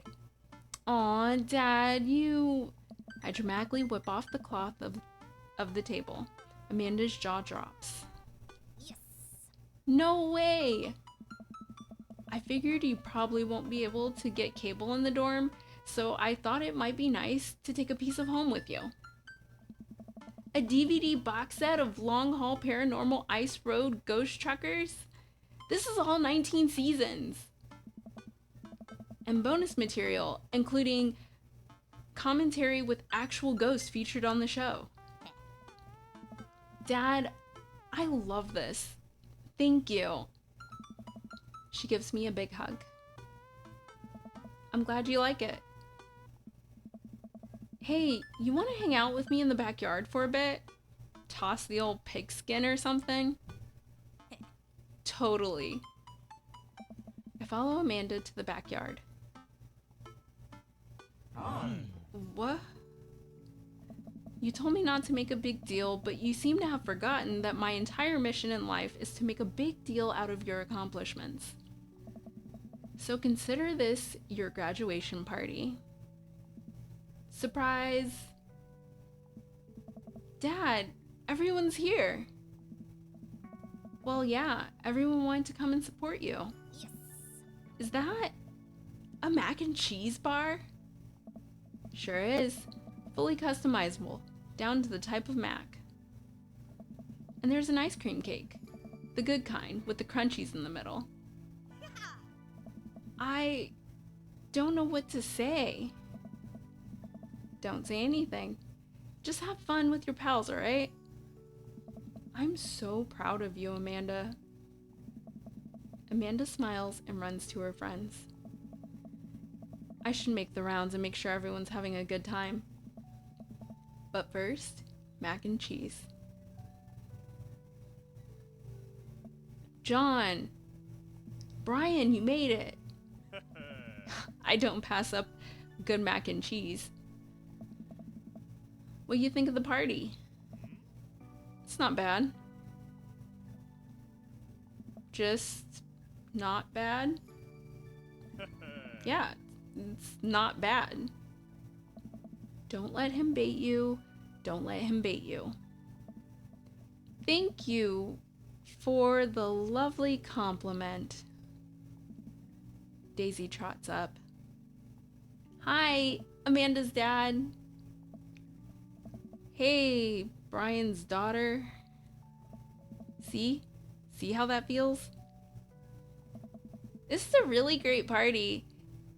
Thanks so much for inviting us. You're very welcome, tiny child who knows how to pay a compliment. Brian and I lock eyes. This isn't over. Looks like you've settled into this neighborhood quite nicely. Yep, couldn't ask for a better cul-de-sac. Well, I'm glad. Hopefully we'll see you at more church events. We got a big schedule planned for the rest of the year. Sure thing, Joseph. And maybe, if you aren't doing anything later, we could hang out sometime. Sure, Joseph, that'd be great. Well, see you later. Hugo comes up with a plate of mac and cheese. Oh, The perfect cheddar to mac ratio. Beautiful work, John. Thanks, Hugo. You know, I'm really pleased to see Amanda going to her dream school. I'm glad she turned it around for finals. Me too. That scholarship money will really help. Amanda walks by and pretends to not see Hugo. Amanda, come say hi to your old teacher. Ah, Hey! Congratulations on graduating. I know you're going to do great things at art school. pew! Yeah, thanks. Amanda starts to back away. Wait, I just realized that you're not my teacher anymore, so I don't have to be afraid of talking to you. You no longer hold power over me. ah, You're right. Go forth, adult. I can no longer give you detention. Yeah, I'm gonna break anything I want, and there's nothing you can do about it. Are you still mad at me for the time I gave you detention for breaking my globe? Nope. oh, And I'll have you know that that globe didn't even fit through the basketball hoop in the first place. So, she'll fit in college just fine. Hey. Hey. Robert gestures vaguely to the snack table. oh, Good stuff. Yep. I don't know. See you later. hey, Hey, man. Matt. Let me know when Amanda leaves for college. I'll have a fresh batch of grateful banana bread ready for her. Thank you. I know she'll love that. Oh, What a splendid garden party. My deepest thanks for extending an invitation to my son and I. This icebox cake is divine. Yeah, thanks, dude. Good cake. Thanks for coming by.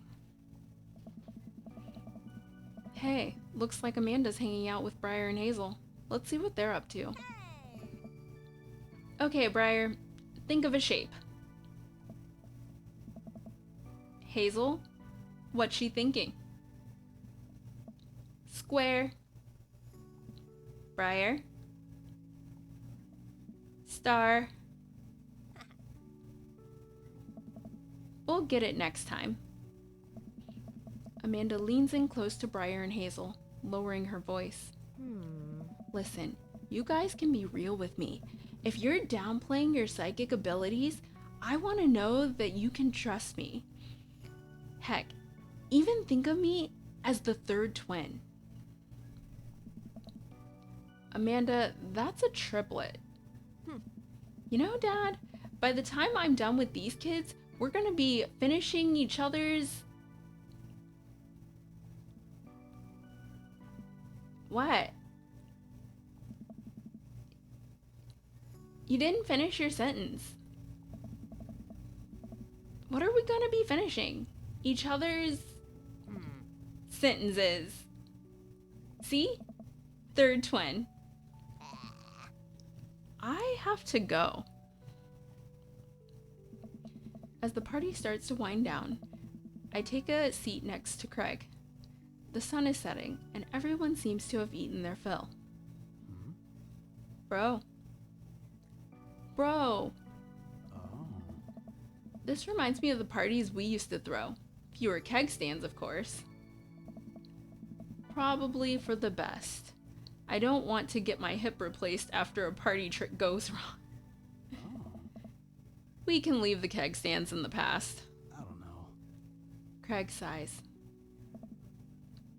You doing okay? Oh. Yeah, dude, I'm alright. I just can't hang for too long. I gotta get back home and answer some emails. What happened to relaxing? I am relaxing. Right now. We're sitting on a bench. Nice. Yeah, well, I could be standing. Oh. See? Relaxing. Craig, you gotta take better care of yourself. I care about you, and I want you to be okay. Oh. I appreciate it, but I'm fine. You're a good friend, dude. Friend, have we been friend zoned? A good friend. Do you ever wish that maybe we were more than that? Oh, bro. I'm sorry if I gave off that impression. To be honest, I kind of wondered the same thing. But I don't have time for that right now. I think we're just better off as friends. Oh. Yeah, I can do friends. Craig hops up. Oh. Alright, buddy. I gotta get moving. Thanks for inviting me. Let's hang soon, yeah? That would be nice. Craig jogs out of the yard. Man. The last guest begins to make their way out of the party. Amanda wanders over and sits down next to me. Killer party, Pops. What can I say? I was inspired. So, I also have something for you.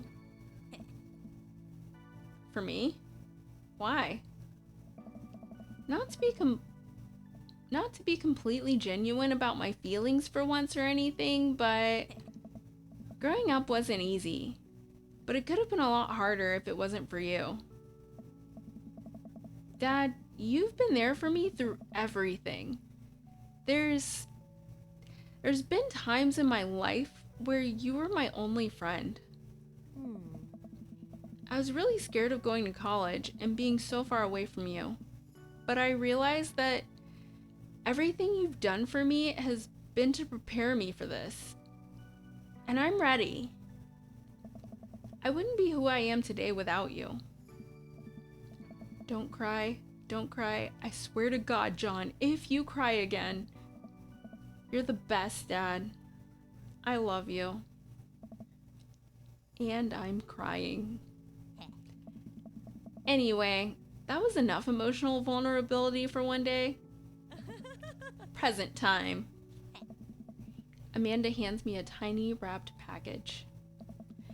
I tear the wrapping off to find a framed picture of me and Amanda. It's us. Kinda shocking all of our photo albums are just pictures of me, huh? I figured we need at least one together before I leave. Amanda, thank you. Watching you grow up has been the happiest experience of my life. You're such a talented, intelligent young woman, and I'm so excited to see what the future holds for you. Knock 'em dead, kid. Always do. Amanda and I share a hug. This is only the beginning, Pops. Plenty more memories for us down the road. Memories to make and stuff to break, right? Oh, I'm gonna break so much stuff. Intentionally and unintentionally. You're probably gonna have to pay for most of it. It would be my honor. Amanda and I wave goodbye to the party goers as they leave. We sit together and watch the sun slowly dip below the horizon.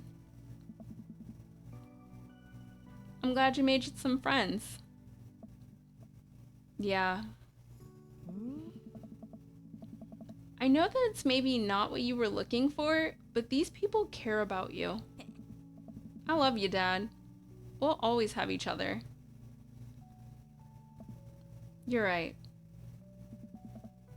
It's gonna be hard at first, but this is the next chapter in our story. And I would be nervous about it, but I know that you're always gonna be looking out for me the same way I'll always be looking out for you. Team Phelan? Team Phelan.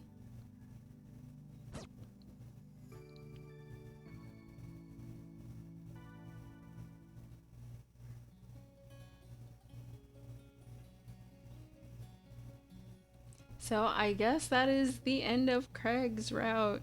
I guess we don't get to... You know, I was actually kind of wondering if it would let us,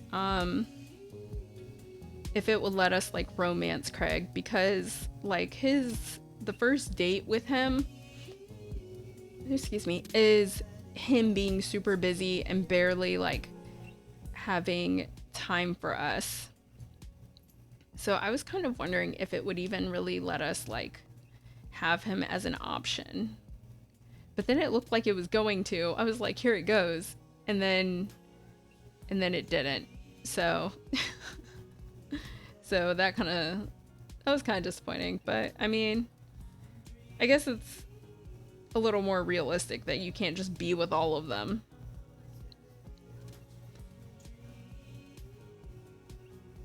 Where was your gnome dad? There is no gnome daddy. There's no gnome daddy. But man, I thought that was really gonna go a different direction.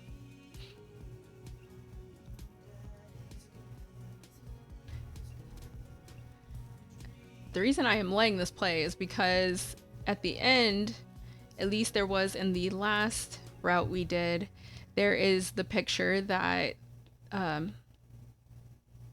Amanda gives to her dad. And I want to see it because I didn't actually let us see it last time because I didn't realize it was at the end and I had already end stream when I saw it. So so we're going to wait this time and let it be shown.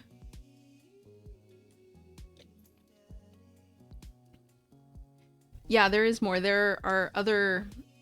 So at this point now, between the like last stream I did of this and this stream, we've only gone down 2 of the dad routes out of like what, 1, 2, 3, 4, like 5, 6, like 7 dads, I think. We've done 2.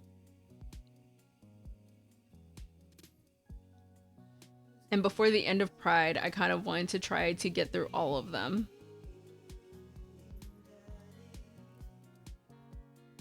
I was just gonna finish this on my own, and I was like, no, I'm gonna stream it. Yeah, that picture. You're the best, Pops. Amanda. So cute. Look at us. Look at us.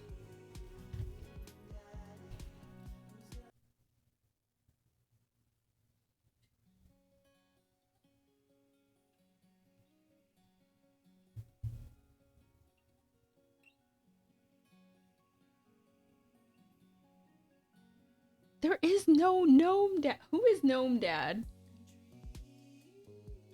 Is gnome dad supposed to be the redhead? Is that who gnome dad's supposed to be?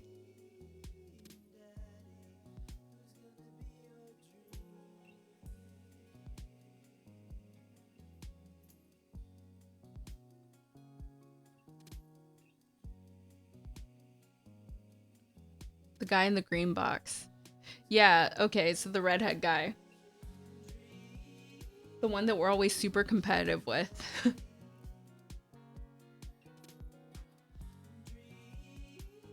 Okay, let's see. It took us like an hour and 42 minutes, so almost 2 hours to get through that route. So do I end here and just let each route be its own stream? Or do I do one more? The one on the left of him is secretly a mermaid dad. Oh my gosh, these are not all mystical creatures. Matter of fact, none of them are. Even Lucian, or not Lucian, that's his son. What's his name? Damien isn't actually a vampire. He just likes the goth aesthetic. Matter of fact, we see him in like normie clothes, and it turns out that he is a tech guy. Like he works in tech.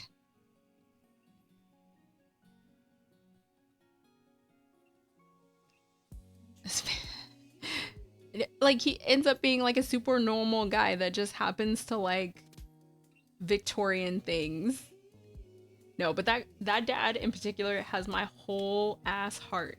I say it every time. I'm like, he is literally perfect for me. Minus the whole what do you call it? The study of like bugs or something. Like he pins bugs, you know, like where you take dead like moths and things and pin them. He does that. So minus that part, because I think that's aesthetically cool, but like I don't like bugs.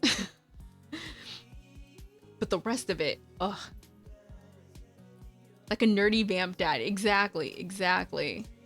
Oh, we call that creepy. Well, I don't know, because it was kind of like, you know, Silence of the Lambs a little bit. Like, it, like, I get the vibe. It fits the aesthetic. It really does. I just don't, like, yeah, I would look at it from afar and think it's cool. I just want no part of it.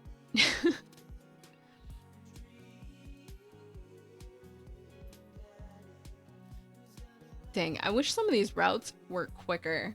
Because I'm like, I would like to do another one. But I don't know. Can I yap through another, like, 2 hours worth of a route? Will my voice hang in there for that long? I feel like by the end of it, I would just sound like I've swallowed gravel.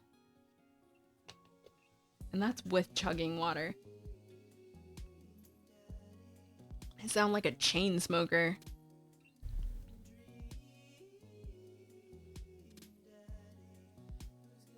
Like in some of my other VODs of this game, I'm sure by the end I sound terrible. Because at one point, like, my voice cracked in one of them, and I was like, oh, that's embarrassing. Gargle the water. Okay, we're gonna turn my mic down for that. We're not gonna have y'all listen to that.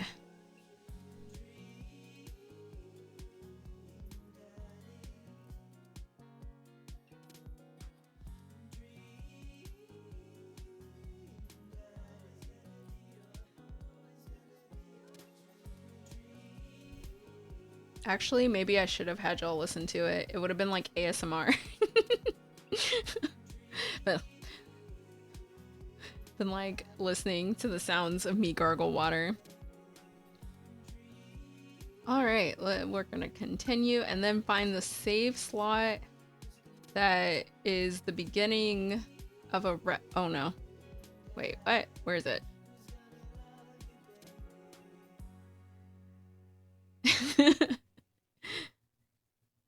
Actually did help though. Huh. Let's see. Okay, where is it? Okay, date 3. So anything before date 3, and we should probably be able to do, yeah. Anything before date 3, and we should probably be able to do a date. Welcome. You've got dads. All right. So we have Brian. That's his name. He's not Gnome Dad. He's Brian. So we have Matt, Brian, Robert, Joseph, and Hugo. Hugo is like an intellectual. So we could go down Hugo's route. Let's go for intellectual. Or I believe you call him Werewolf Dad.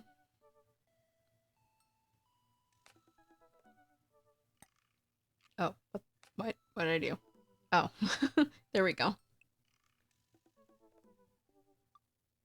Dad tip number 19. Use your hips when throwing.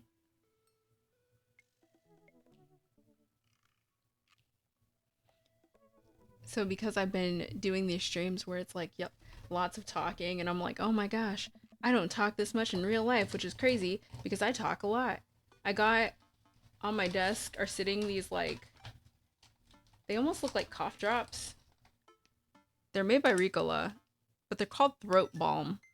And the center of them is like liquid on the inside, and it's supposed to have things like lemon and I don't know, like licorice or something, ginger, I don't know.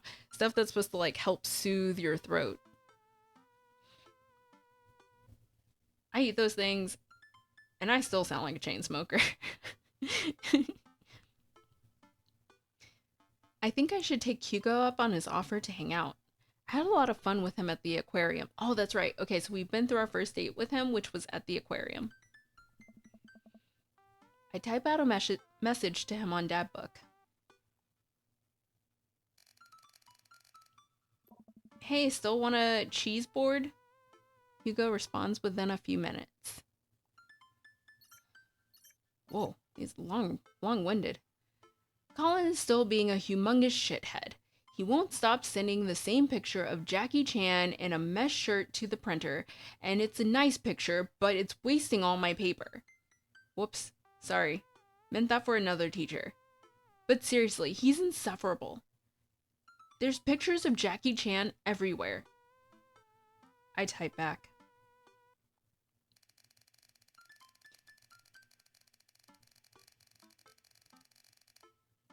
Save a couple for me. My Jackie Chan scrapbook is a little light on content, and I think this would really round it out. Let me get back to you after class ends. I stand up from the computer and stretch. Well, guess there's only one thing to do now. Dad nap.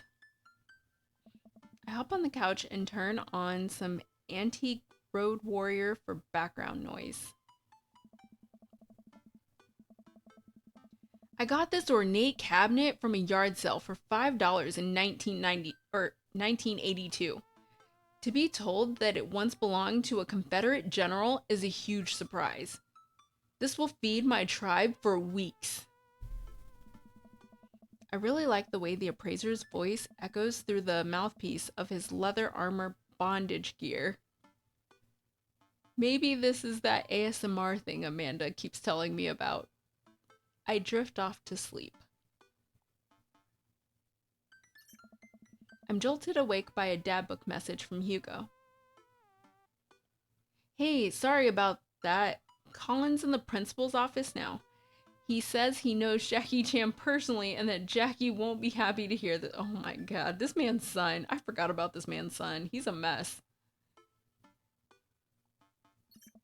I get off work in a little while, and I continue to be very serious about the cheese boards.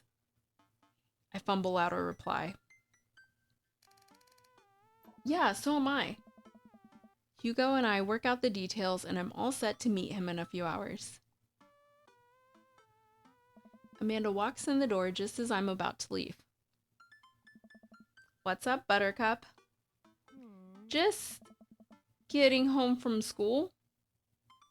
Where are you going? Oh, I have to meet with the board. I have a meeting with the board. What board? Oh, the board? A cheese board is what I meant. I'm getting cheese with your teacher. Will you be able to fend for yourself until dinner time? Yeah, I'll live. But only if I can talk him into going easy on me for the... Oh, only if you can talk him into going easy on me for the final. Sorry, bud. That ball's in your court. What's in my court, you may ask? Just a variety of delicious cheeses, meats, and their accompanying crackers. Maybe some olives. A little bit of big jam. Ugh. Yes, I get it. You're excited about the cheese. Sweetie, you'll get it one day. But now I gotta go see a man about some manchego. Please leave. I walk into a quaint French diner and Hugo waves me down to a booth in the corner. He looks pretty tired. Long day? Every day is a long day when you teach middle schoolers. Colin started a gambling ring. The pictures of Jackie Chan were just a cover. He's bartering in those little rubber band bracelets that are always shapes. Oh, I remember those bracelets. Is that the one the parents think means sex stuff?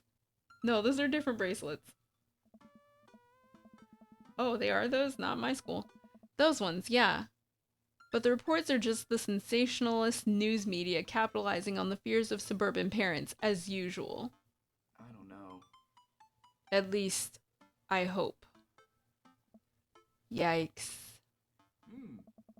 Right now, I'm very ready for some wine, some fine wine, and some delicious cheese. A waitress stops by and takes our order for the biggest cheese plate you have.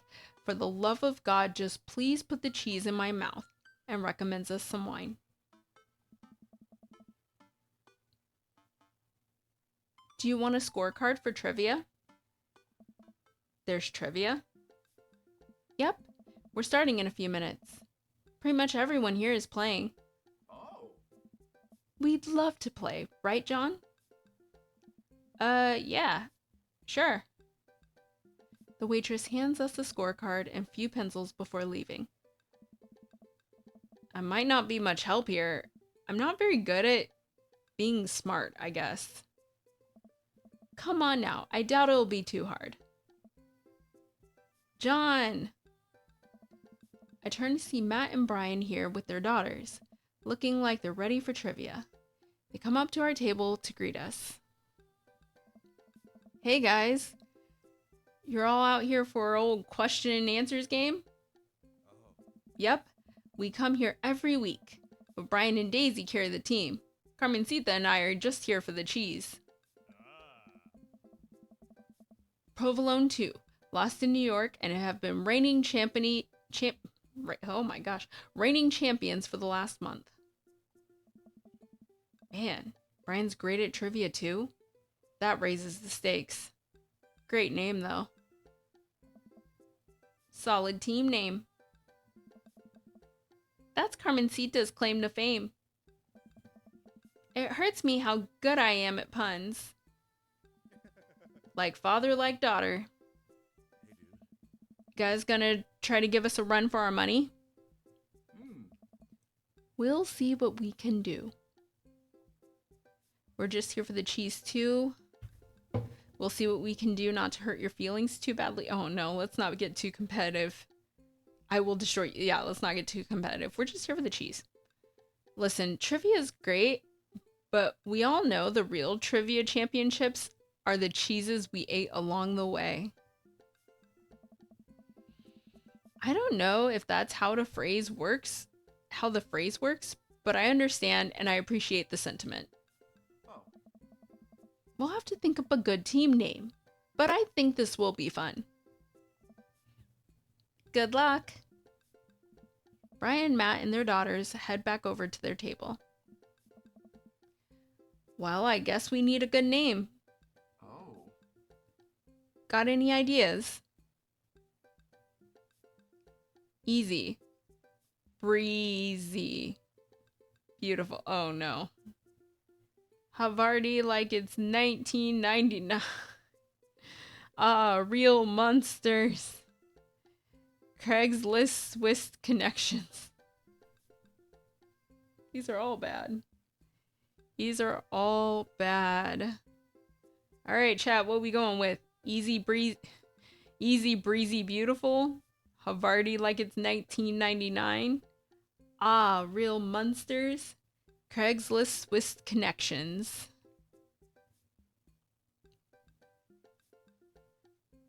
I'm kind of partial to easy breezy beautiful. Havarti like it's 1999. Real monsters. Okay. Real monsters. Hopefully he likes that one. Real monsters. That'll do just nicely. The waitress comes by with our cheese board, and we revel in its glory. Already, I can see a piece of cheddar with my name on it. I pair it with some strawberry preserves and slide into dairy-induced ecstasy. There's such a fine variety of cheese and charcuterie that I'm positively overwhelmed. I quickly dip into the seasoned nuts. Why is that a question? A slice of savory yet salty Gouda? Or perhaps a focaccia crisp, topped with honey and goat cheese.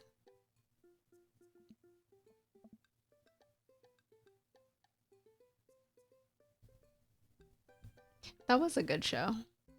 I agree. I mean, haven't seen it in forever, but it was a good show. I'm so happy.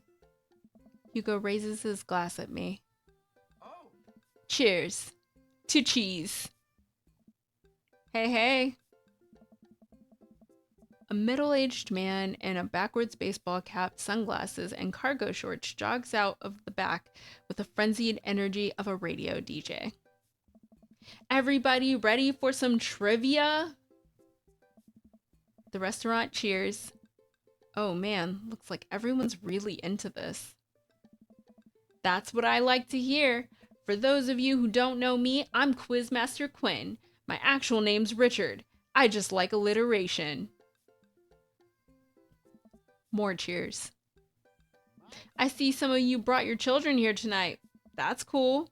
My children won't speak to me.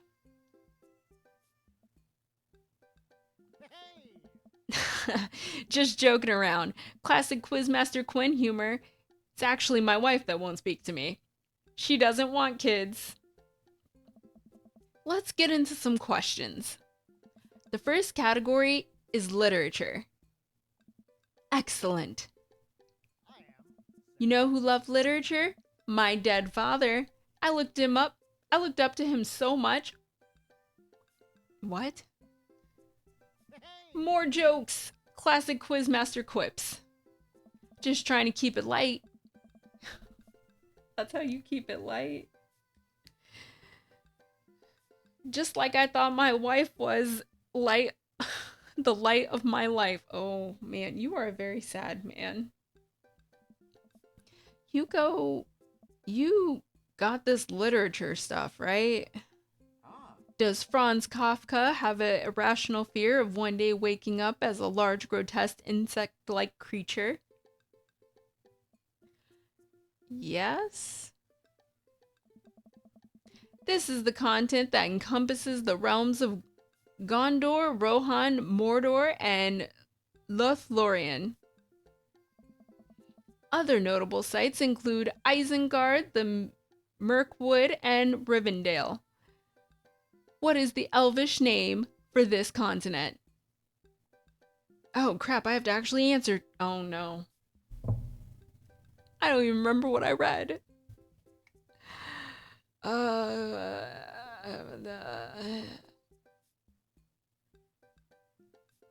want to say Endor, but I have no idea. This is not my wheelhouse.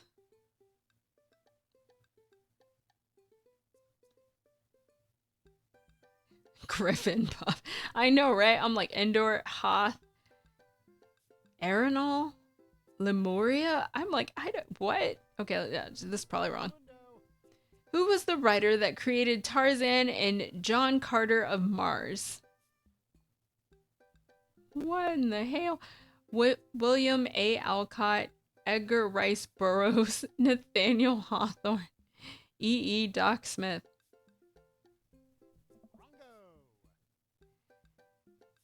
Edmond Dante is better known as this man.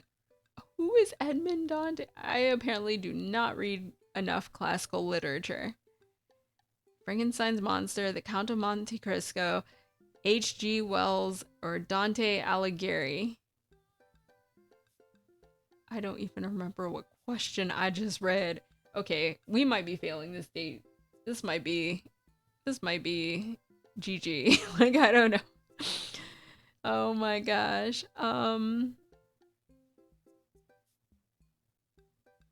What the heck?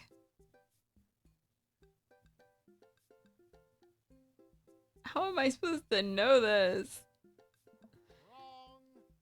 The quizmaster walks around the room. I think he's doing crowd work. He stops by mine and Hugo's table. Whoa, nice cheese plate you got there. Thank you. How's that cheese tasting, big guy? Good. Great. Cheese used to be my favorite food, but I developed a lactose intolerance later in life. I'm sorry to hear that. I also developed clinical depression. Oh. But people don't tell you to just get over it. To just get over your lactose intolerance, right? Nobody's like, have you tried exercising to get rid of your debilitating dairy allergy? Or you just need to choose not to let your throat close up when you eat brie.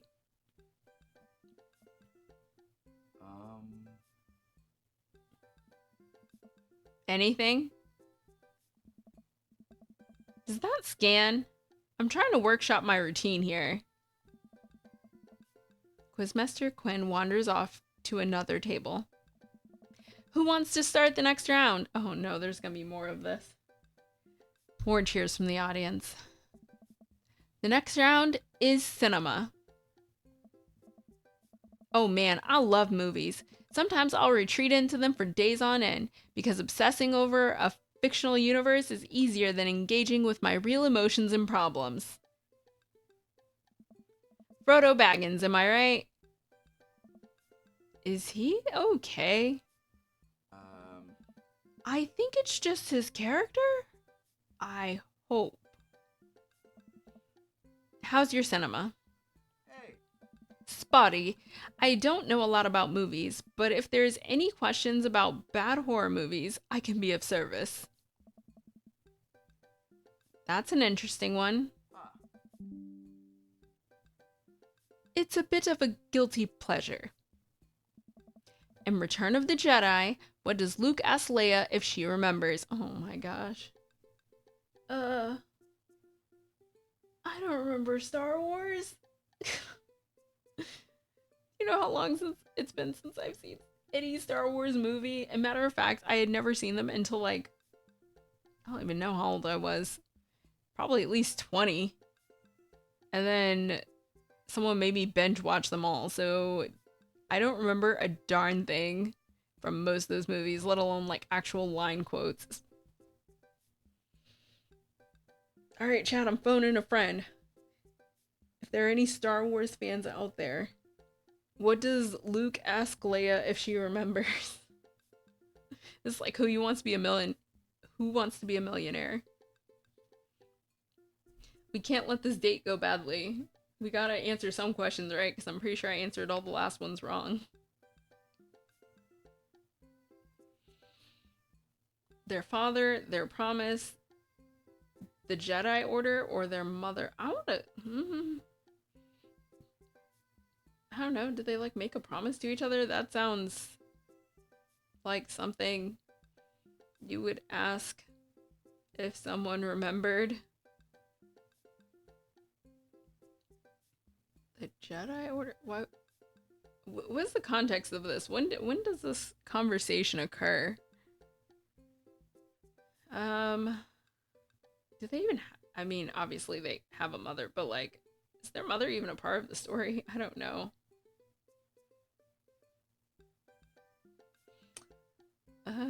Yeah. You know what? Let's go with this one. We're gonna commit. Dang, it was wrong.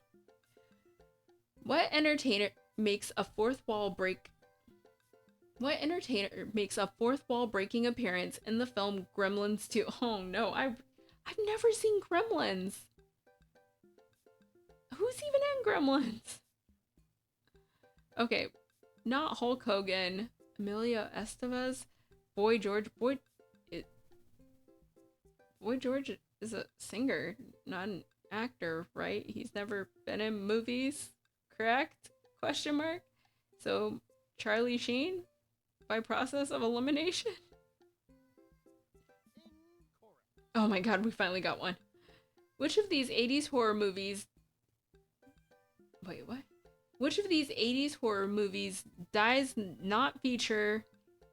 Is that supposed to be does? Does not feature an Indian burial ground as part of its setting? Okay, Pet Sematary definitely does.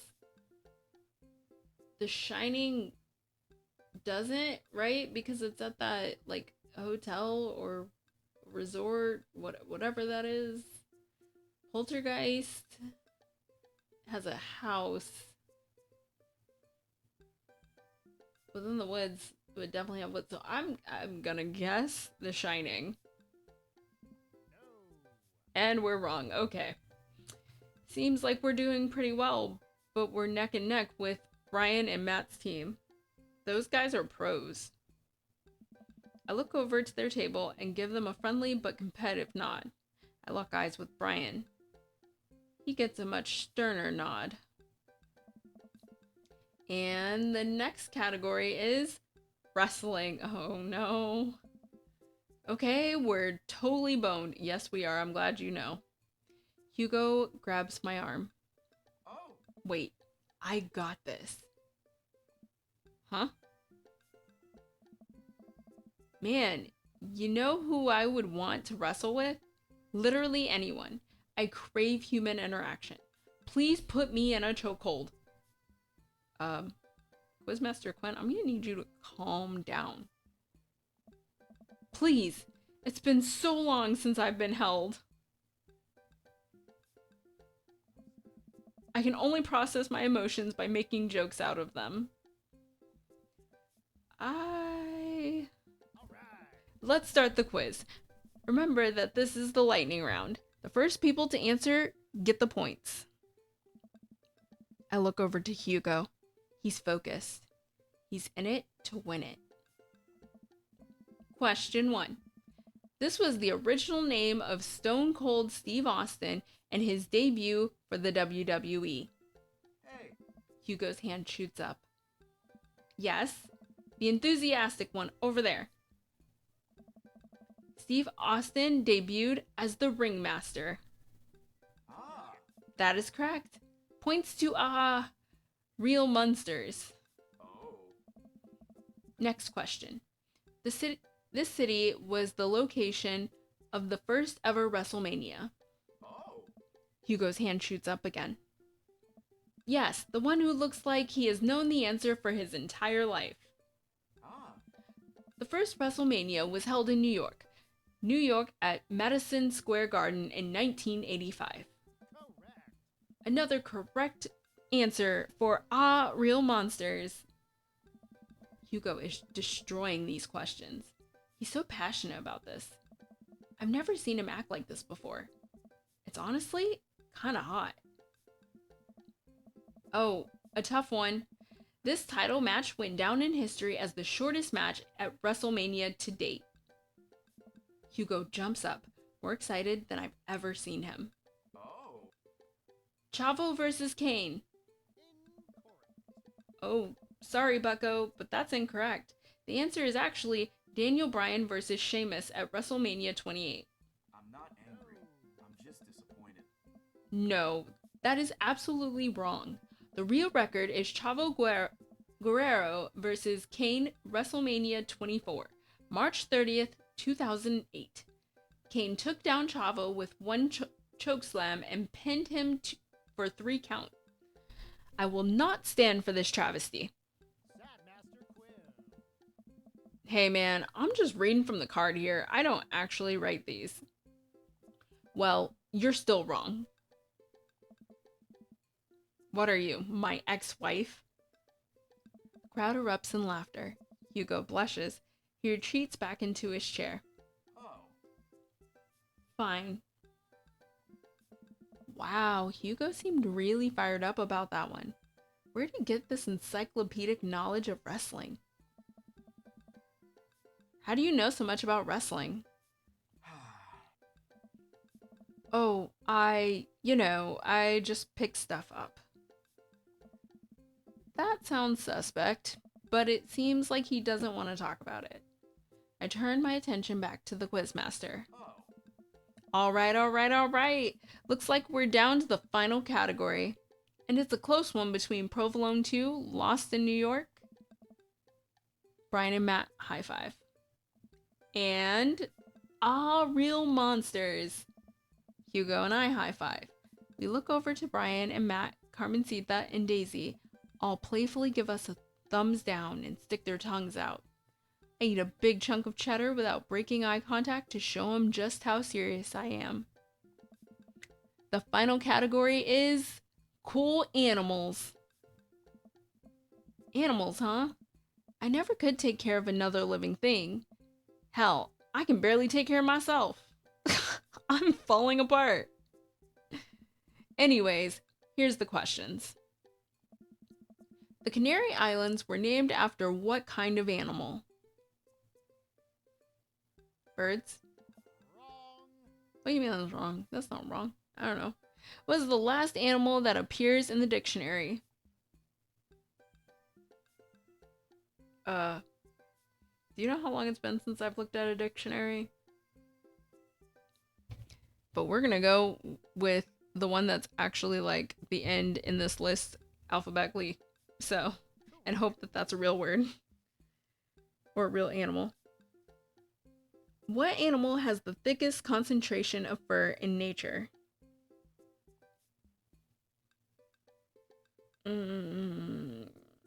A beaver, a Canadian beaver, a duck-billed platypus, a polar bear, or an otter?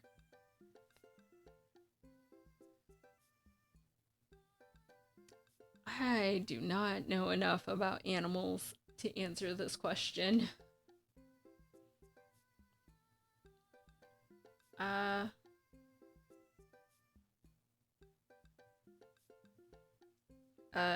otter? A bear? Let's go with a bear. Alright, I'm just gonna come around and collect your scorecards and we'll see who came out on top. Remember, the winning team gets a $25 gift card to Phil's Auto Care. If you need a car part, Phil's will fulfill all your needs. Everyone oohs and ahs. God, I want that gift card. The quizmaster goes in the back to tally up the score. I pick at what's left of our cheese plate, but there's a bit of brie here that tastes absolutely divine on a cracker with a little bit of honey and dried apricot. Hey, So what are your plans after our big win? I'll probably retire, take Amanda someplace tropical, drink something out of a coconut. Always wanted to do that. What about you? Probably take my winnings to Colin's gambling ring. Bet it all on black. Walk out of there with more rubber bands in the shape of animals than I know what to do with. Bold, but I like your style. You want the last piece of Havarti? Nah, that's all you. You definitely earned it. After a couple of minutes, the quizmaster jogs back into the room. Everyone immediately quiets down, waiting with bated breath for the results. Who will win the coveted gift card? I really hope it's us. Hey everybody! We've had a great night. Lots of goofs, lots of laughs, a little bit of light crying in the back, but that's neither here nor there. It was a close game, but the winner of tonight's trivia contest is Provolone 2, Lost in New York. Come on down and get your gift card for Phil's Auto Care. Well, where Phil Nominal Service is... God, I can't do this anymore. Please just take the gift card. Brian and Matt run up to grab the coupon and bow to the roaring applause of the crowd. I do my best to convey to Hugo a sense of appreciation for his hard work at trivia, with only eyebrow raises and a shoulder shrug. oh, We'll get them next time, John. They haven't heard the last of us. Of, real monsters. Hugo and I walk back toward our cul-de-sac, full of cheese and a sense of defeat.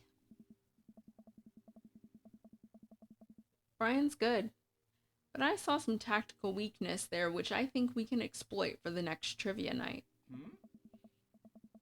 He seemed weak on literature. I think if we can establish ourselves early on, it would hurt team morale. Maybe it would get them more focused on the cheese than winning. You're right. Next time we'll be prepared. Shame about that one wrestling question, though. I'm not kidding. I plan to write a strongly worded letter to whoever employed that man. Come on, there's gotta be a story there. What do you mean? You didn't even stop to think. You pulled the wrestling knowledge out like you were there at the ring yourself. Oh, it's just stuff I know. Well, if he doesn't want to talk about it, we'll drop it. Alright. But hey, good trivia night. Let's get the band back together soon. Certainly. Hugo and I say our goodbyes, and I make my way back home. It only takes me a minute to walk back home. Amanda's sitting on the couch reading a book about female photographers. Wow, I thought you didn't like reading. I don't. This book is all pictures. Dad. And even then, my patience is being tried. Ugh. Did you get to eat all of the cheese your little heart desired? I am a happy little cheese monster. But I made sure to leave room for dinner. Who wants breakfast for dinner? Yes. Hash browns! Okay. Toast dipped in egg. Alright. Blueberry pancakes! Well, only if you help me make them. You know I'm the world's best blueberry sprinkler, and also totally amazing at heating up the maple syrup in the microwave. Now tell me all about that cheese board. Amanda and I spend the evening cooking an elaborate breakfast with everything we can find inside of the fridge.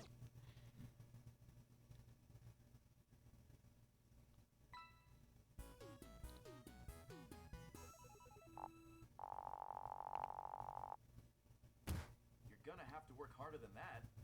Dang, our grade for this date was awful. I wonder if we're not going to get a good ending with him because of like that particular date, like because that date wasn't as good as it should have been.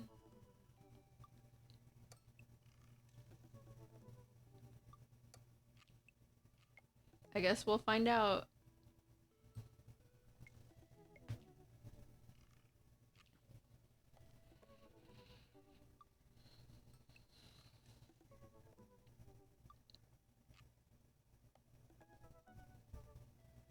Drink a full glass of water in the morning to help you wake up.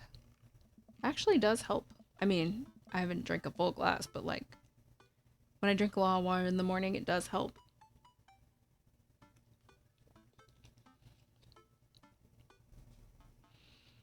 Ever since the first night at Charcuterie Pies, Hugo and I have made a point to hang out. Have made a point out of weekly visits to trivia night. Ah, Real Monsters has come in first place ever since, despite Provolone 2 lost in New York's continual efforts to dethrone us. I've been able to do a complete overhaul of the interior of my car thanks to all of the Phil's Auto Care gift cards we've received. Air fresheners, car chargers, you name it. Amanda's riding in the lap of luxury. Aside from the trivia nights, I don't actually get to see Hugo a lot. The end of the school year is coming up, and he seems to be having a lot of trouble dealing with the stress of teaching. I should do something nice for him. Maybe help him take his mind off of screaming teenagers. Books? He likes books, but I would have no idea where to even start with that. He probably reads more books in a month than I've read in the past year. I know he's really into wrestling, but he's been reluctant to talk about it since he showed me his wrestling room. I know he's kind of shy about it, but maybe... whatever. Let's roll the dice. I think I have a plan. Hey, alright folks, looks like we finally have the points tallied and we're ready to announce our winner. You know what else is a winner? Me, because I've finally seen just how beautiful and loving my wife is. A few weeks ago, all of the regulars staged an intervention for Quizmaster Quinn. We sat down in a circle and told him that we wanted to see him be better and love himself. He agreed to start going to couples therapy with his wife, and last time he told us they even adopted a dog together. I love you forever, my Quizmaster Queen. I can't tell which version of Quizmaster Quinn I prefer. Huh. There are things to like and dislike about both, huh? And the winner is, for the fourth week in a row, Real Monsters. Yes. Hugo and I cheers our small slices of camembert, and I go up to accept our gift card, along with an uncomfortably long hug from Quizmaster Quinn.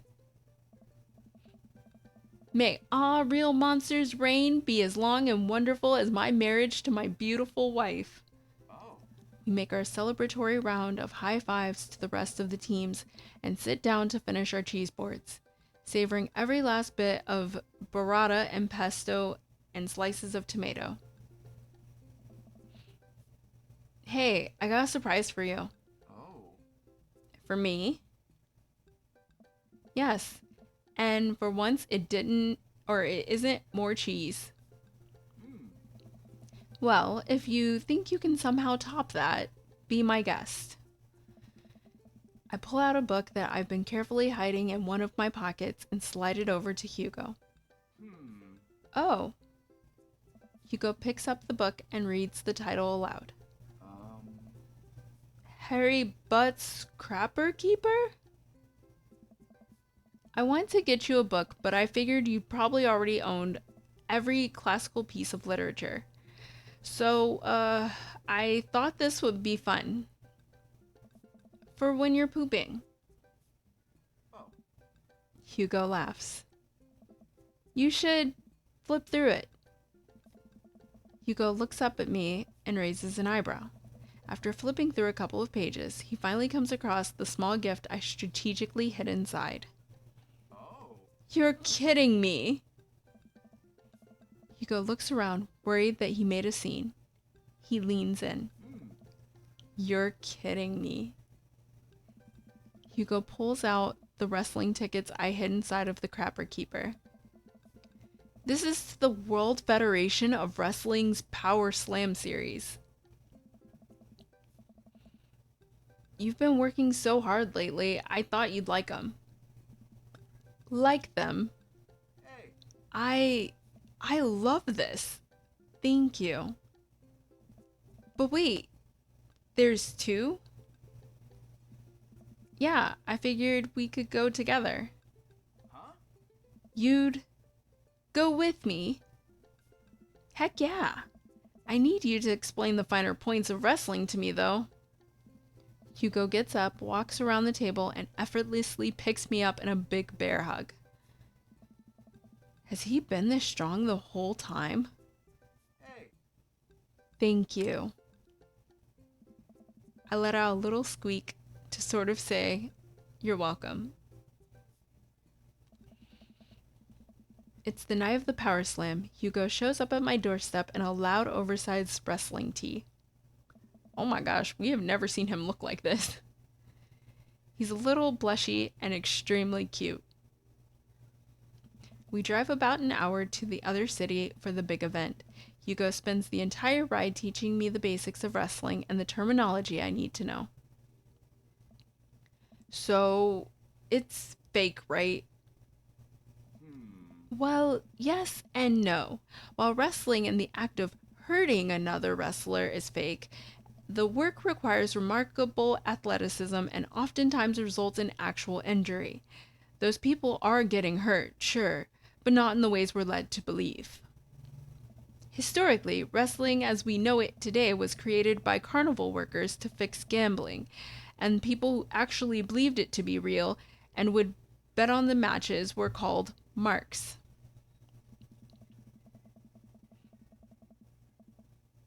That we know that it's technically fake, but choose to suspend our disbelief makes us smarks. Smart marks. Who is Hugo? Okay, so John is the dad, and we're right now working on romancing Hugo. Because we've already romanced two, or attempted to, two of the other dads. Now we're working on this dad. This is our literary, like, almost professor. He's a teacher, so a literary teacher dad that apparently secretly likes wrestling. So that's where we are. We gave him tickets to a wrestling match. So now he's teaching us about wrestling. So I should be watching this for the acrobats. Hmm?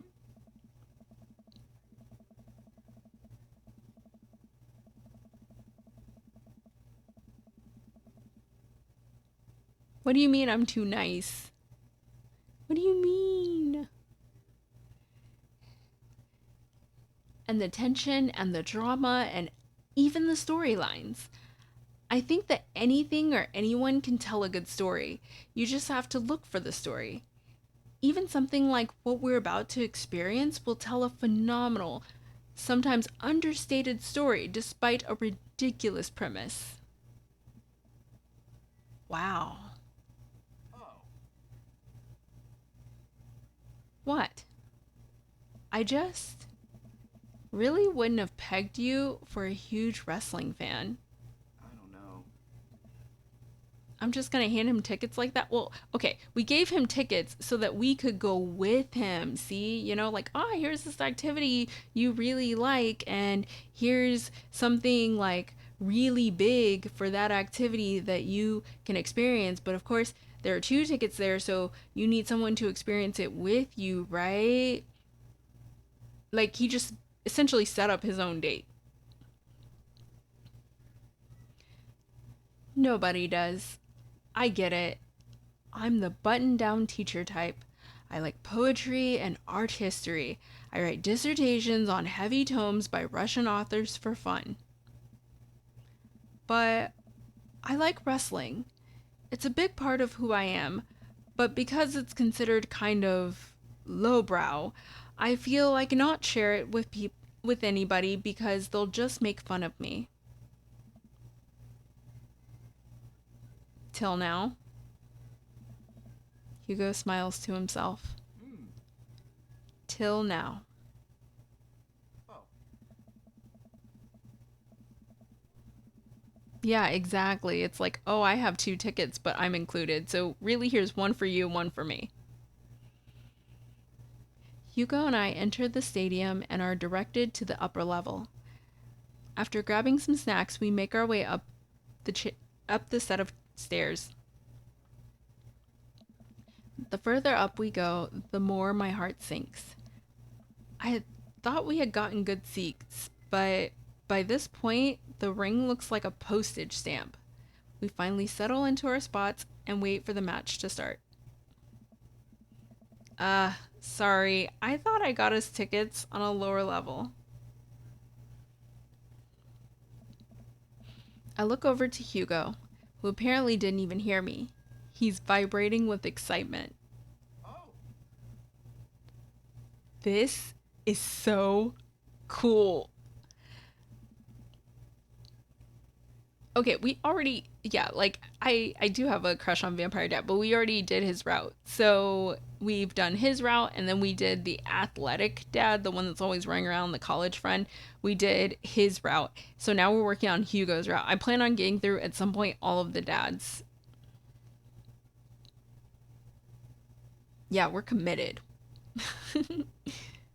I guess he doesn't mind. I have to admit, I've been too embarrassed to come to one of these since I was a kid. What's there to be embarrassed about? Everyone here loves wrestling.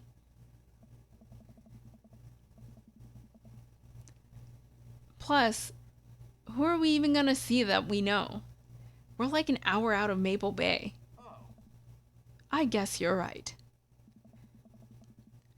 So, what do we have to look forward to tonight? Hey. Oh man, the lineup is stacked. All of the matches are gonna be great. But the one I'm really looking forward to is the Eastern Dragons match. The Eastern Dragon?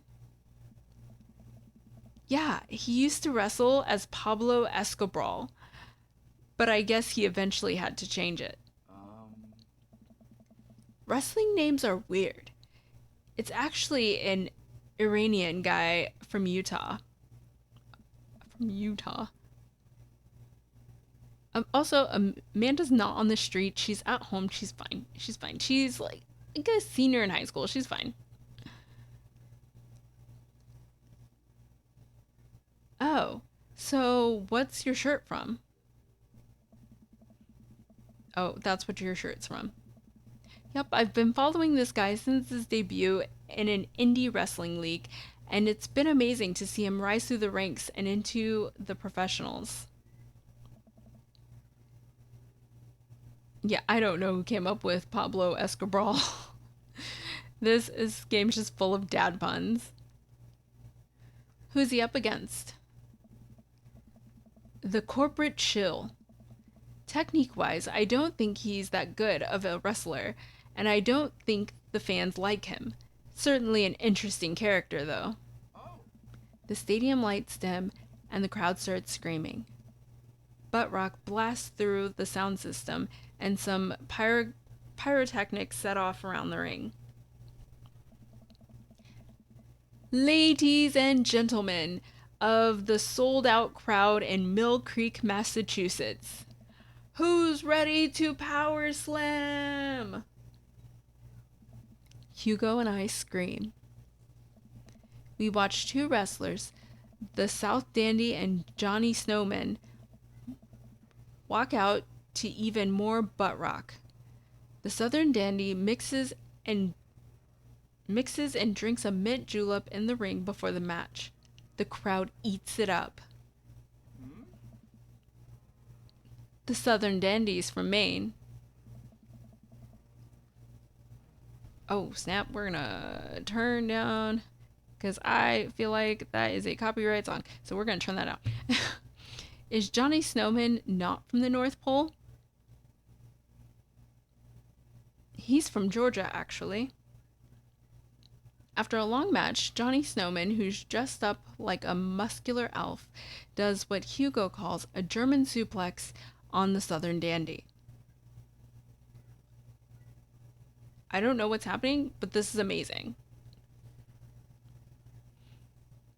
Did you see what that guy did to that other guy's face? Is he okay? Are they going to be okay? Wrestling is a sport of communication. All of these guys train together to know not only how to perform moves, but how to respond to them. It allows them to look like they're being hurt, but only be kind of hurt.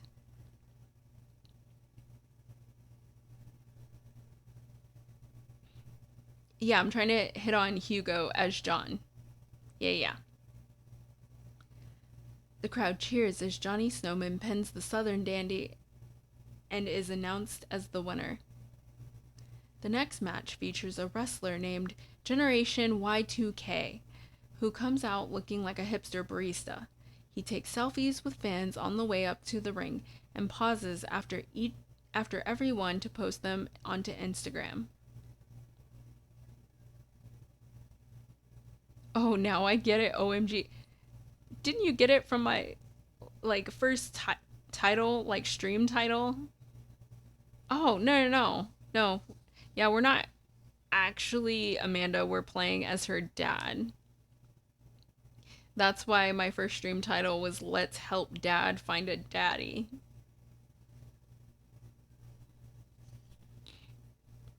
He's really playing up the millennial thing, huh? He's sort of a boogeyman to old-timer wrestling fans. His opponent, the old-timer, walks out. Oh. The crowd seems to be divided in who they're rooting for. The old-timer pulls some pretty sweet moves after he takes out a walking cane from under the stage and beats Generation Y2K over the head with it.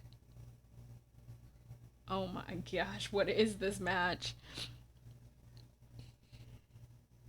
You're slow AF for real. It's okay. I'll keep you well informed. You be aight. Yeah, I bet you are sleepy. It's really early for you. Go to bed. Just have me playing in the background or something.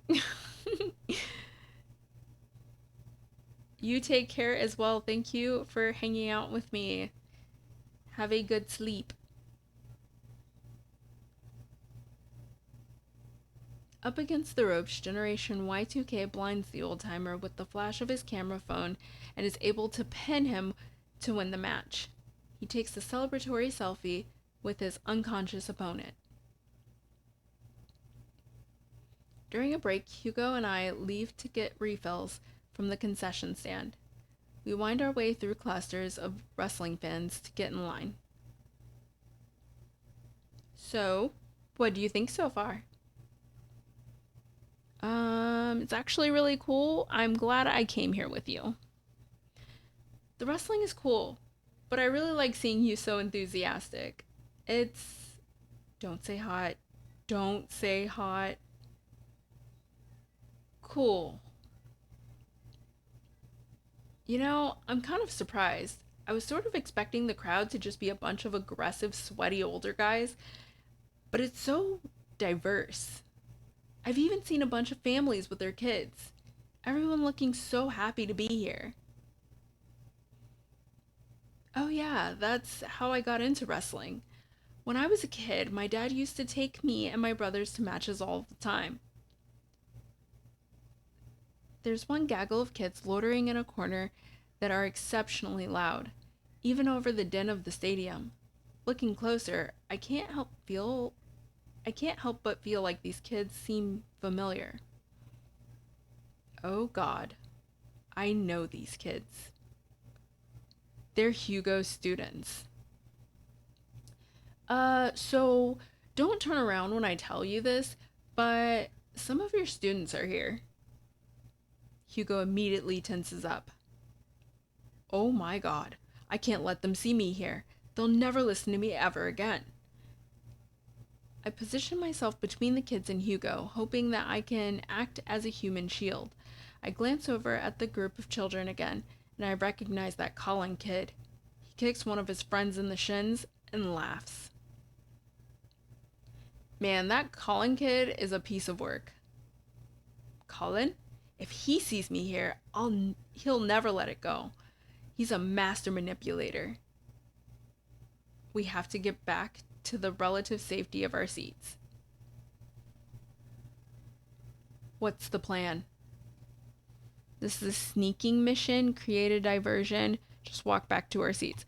Let's try to create a diversion. I turn to Hugo. Hugo, I'm gonna draw their attention. While they're busy watching me, run back to the seats and I'll meet you there, okay? Don't get hurt out there.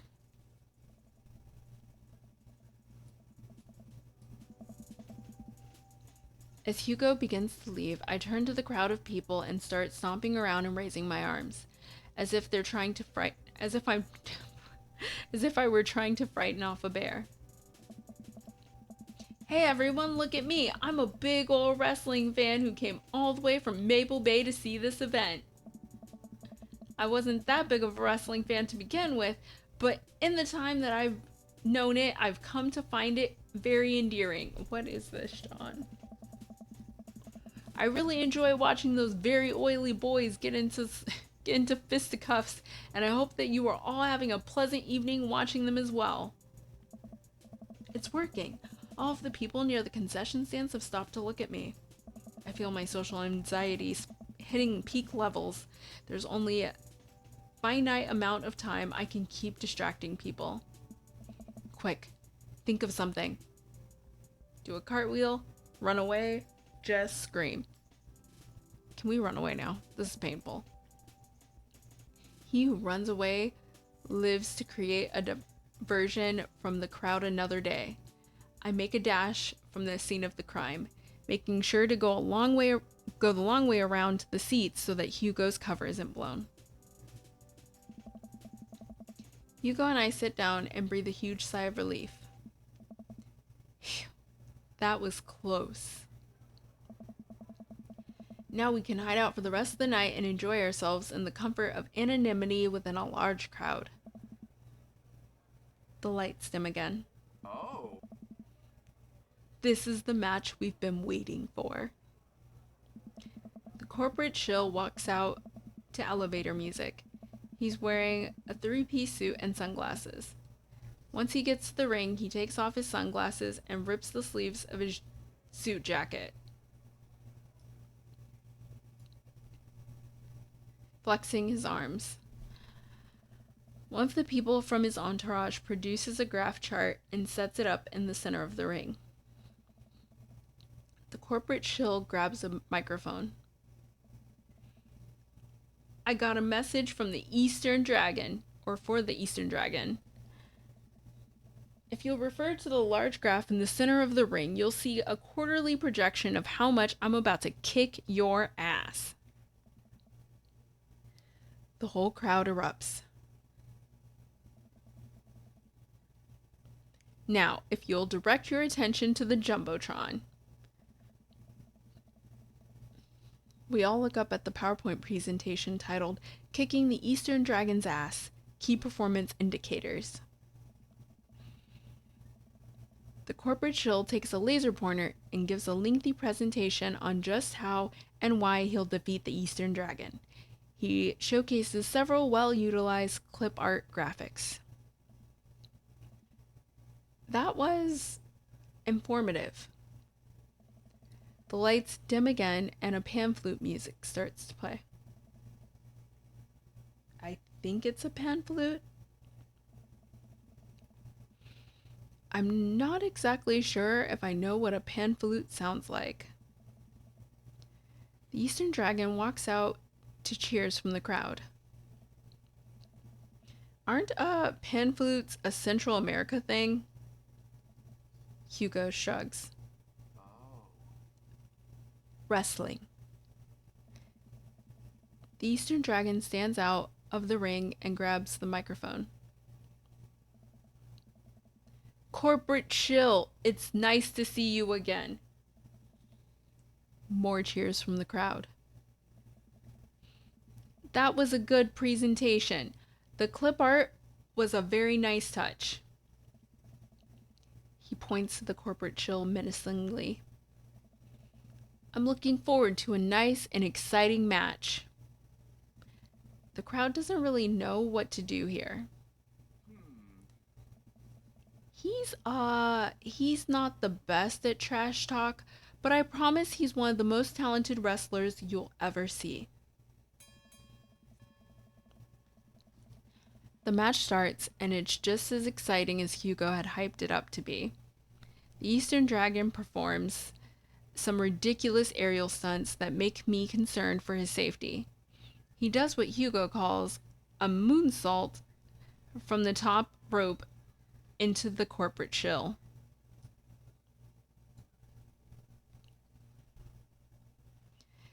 The air in the stadium is electric as those two athletes lock arms and try to demolish one another. I can't help but get into it. The corporate shill pile drives the Eastern Dragon, who looks passed out in the center of the ring. He climbs up to the top rope and motions to the cheering crowd. Oh no, he's about to do his finishing move, the corporate ladder. The corporate shill poses at the top of the ropes. The Eastern Dragon still isn't moving. Could this be the end of his young career? Get up, Eastern Dragon! You can do it, Eastern Dragon! The corporate shill launches off the top of the rope in a huge arch. He brings his elbow down onto the Eastern Dragon with the full force of a Fortune 500 company putting local vendors out of business. The corporate shill pins the Eastern Dragon and the match ends. Hugo sinks into his chair. Man, he should have won that. I sit down with Hugo. What a match. It was amazing. I think I'm a fan of wrestling now. Hugo looks over to me and our eyes catch. I'm glad. The event goes on and we have a little downtime before the next match. We decide to just relax in our seats to avoid the middle schoolers. It's unlikely that they would ever notice us in the upper level nosebleeds. I look up at the Jumbotron. Oh hey, they're doing a kiss cam thing. It zooms in on a bunch of cute couples who are all doing a quick smooch to raucous cheers from the crowd. Aw, that's so nice. And then it zooms in on Hugo and I. Huh? What? What? What do I do here? I look over to Hugo and see the same mortified expression on his face. The entire crowd is chanting and neither of us know what to do. As much as I want to give the crowd what they want, for us, the fan service, we gotta protect Hugo's identity. I jump in front of Hugo and start giving the camera the finger. They can't show that on television, can they? The camera immediately moves on. I guess all of this sweaty violence is fine, but a finger isn't. Thanks, I think. I sit down again, trying to ignore the dirty looks I'm getting from people who came here for wholesome content. So much for laying low, I guess. Oh, I guess we should have just kissed him? I don't know what the right answer to that was. The rest of the match thankfully goes off without incident. Hugo and I eventually laugh off the kiss cam and both get back into the wrestling. After the show ends, he convinces me to hang back and let the rest of the crowd exit so that we wouldn't risk running into Colin and his awful group of friends. By the time Hugo and I walk back to his car, most of the wrestling fans have cleared out. The parking lot is surprisingly empty, save for the beat-up car parked a few spots down from us. We warily keep our eye out for any stray middle schoolers as we hang out by my car. Man, that was an experience. Oh. Right? It's one thing to watch it on TV, but to be there in person is just wow. Thank you again. I would have never gotten to experience this if it weren't for you. It's just me and Hugo in front of the car. It's an empty parking lot. I look down. Kind of funny about the kiss cam, huh? Yeah, it was super funny. But neither of us are smiling. We look into each other's eyes, and I can feel a warmth radiating from my cheeks. We stare at each other for just a little bit too long. Hey, cool shirt. I turn around to see a guy in a hoodie and basketball shorts walking up to us, a duffel bag slung over his shoulder. I haven't seen one of those in years. Sweet Manchego. Oh my god. Yeah, I got it from a trade with this guy from streetsmarts.net. I love that website. Someone always posts these awesome, super detailed breakdowns of matches in the indie circuit. Have you seen those? The name's like JJ something. JD Sleminger? Yeah, that's him. Those are my write-ups. You're JD Sleminger? You're kidding. Oh man, I'm such a huge fan of your work. It's so nice to meet you. The man vigorously shakes Hugo's hand. Oh. I'm honored. Aw man, I wish I could stay and chat. I have so many questions. But I'll PM on you. But I'll P you. Oh my gosh. I'll PM you on the forums if you ever want to talk shop. Why couldn't they just use DM? If they had to use DM, I would have been able to read that. Absolutely. The man starts to walk away. Hugo coughs nervously to get his attention again. Is there any chance you could sign my shirt? The guy turns around and beams. Sure thing. Wait. It all finally clicks into place for me. You're the Eastern Dragon. I love your work. Thanks, man. The Eastern Dragon signs Hugo's shirt, waves goodbye, and walks to his car. I stand there with my mouth open the entire time. That was the Eastern Dragon. Yes. He likes my work. Dude, you're like friends with the Eastern Dragon now. He's gonna PM me. Hugo and I high five. He's so excited, he's shaking. Mr. Vega? Oh man. Colin and his cronies just pop up out of nowhere. Oh no, here we go. Whoa. Colin, nice to see you and your friends all the way out here. What are you doing here? I don't see a library anywhere near us. Eh. I was watching the Power Slam series with my friend. Mr. Vega likes wrestling. What a fart knocker. Actually, that's pretty cool. Shut up, dickweed. Nah, man, that's actually rad as hell. Who were you just talking to? Probably one of your stupid book nerd friends.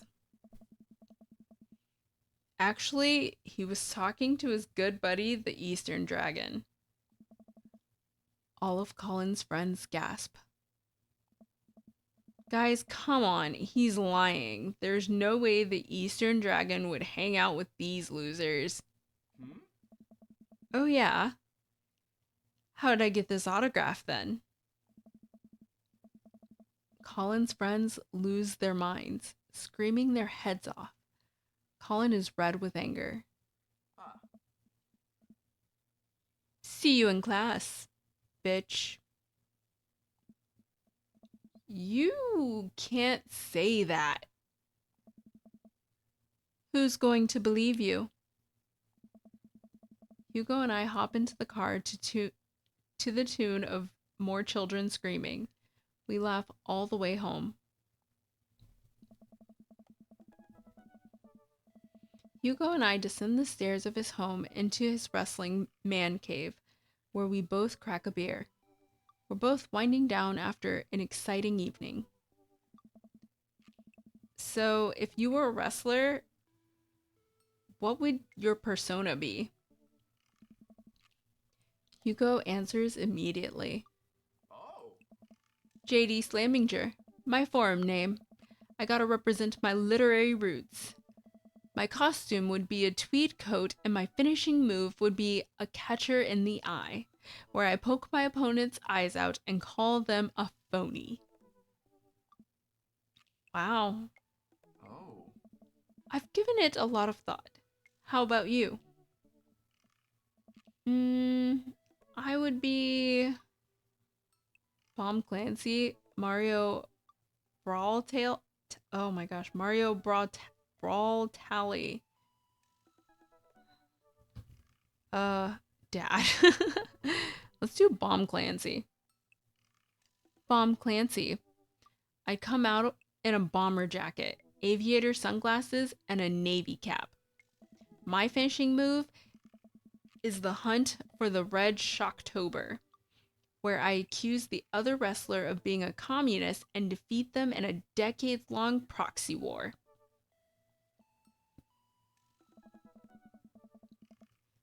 I'm just now realizing that I don't know any actual wrestling moves. You know, I could teach you some. I smirk. I'm game. Hugo and I square up in the center of the room, ready to go at it. Oh. I'll go easy on you. On Bomb Clancy? Absolutely not. And before I know it, I'm on the floor. Hugo wraps his legs around me and squeezes. I can't move. Hmm. This is a figure 4 leg lock. If I were applying full force right now, you would be in extreme pain. He effortlessly twists around again and grabs my arms. Good lord, he's strong. Any movement on my end is useless. And this is an arm bar. You're pretty good. Hmm? You can tap out any time you like. Not a chance. Hugo flips around one last time on top of me. He hooks an arm under my leg and presses his body down on my chest. Ah. And this is me penning you. Our faces are inches apart now. I can't tell if I'm breathing heavily because of the physical activity or because of something else. No, we're not tapping out. I lean forward and kiss Hugo, who seems just as surprised as I am. I pull back, a little embarrassed, but he kisses me again. He slowly releases his submission hold on me and cradles my face in his hands. He presses his forehead against mine and we laugh. I guess we both win. Guess so. I pull him back in for another kiss. Do you have any more moves to show me? Oh. I think I might have a few.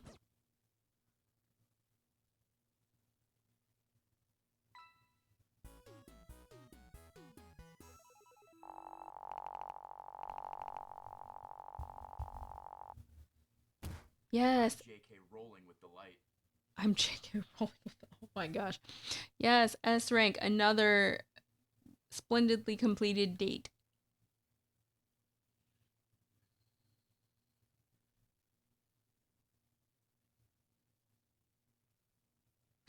Dad tip number 38. The extended cut is the only cut worth watching.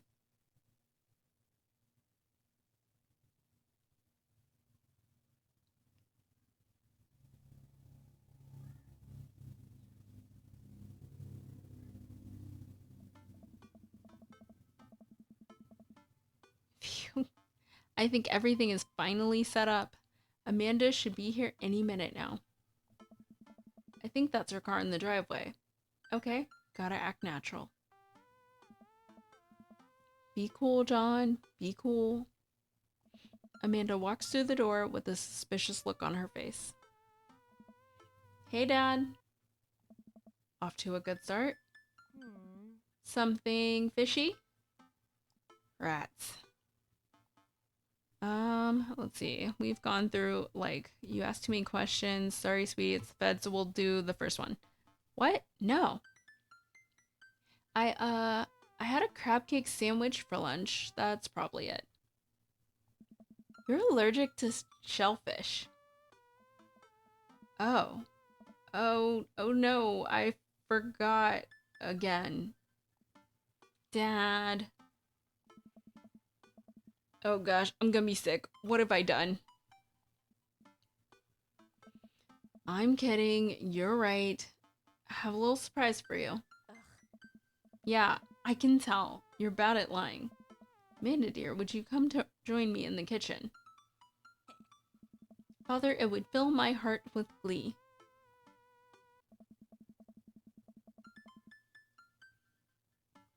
Okay. For the sake of getting to through this ending, we're gonna skip through some of this dialogue because at this point you've heard it like twice. And none of this changes until they get to the like graduation party thing. Yeah.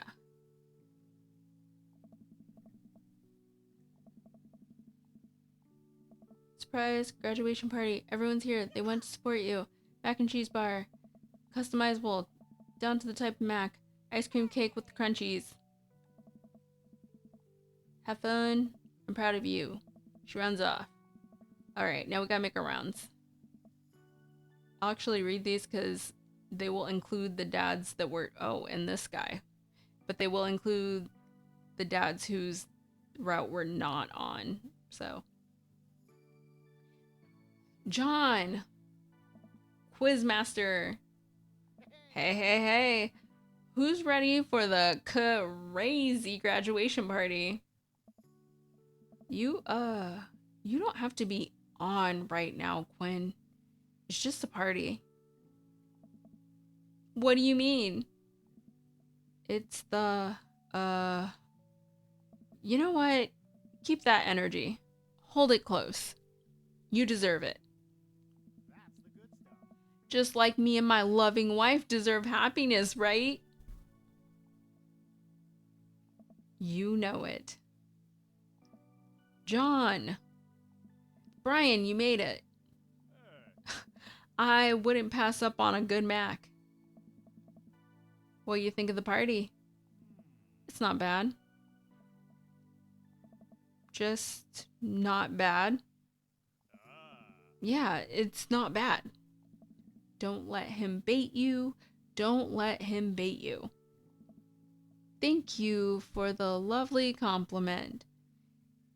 Daisy trots up. Hi, Amanda's dad. Hey, Brian's daughter. See? See how that feels? This is a really great party. Thank you so much for inviting us. You're very welcome, tiny child who knows how to pay a compliment. Brian and I lock eyes. This isn't over. Hey, bro. Bro. This is a real rager. Taking our older age into consideration. I'm trying to be in bed at a reasonable hour tonight. Don't let me get too wild. Hey. Don't worry, dude. I'll keep my eye on your fruit punch intake. You know, I'm really glad we're bros again. Let's hit the gym sometime, huh? Sure thing, dude. Briar and Hazel peek out behind Craig. Hi, little ones.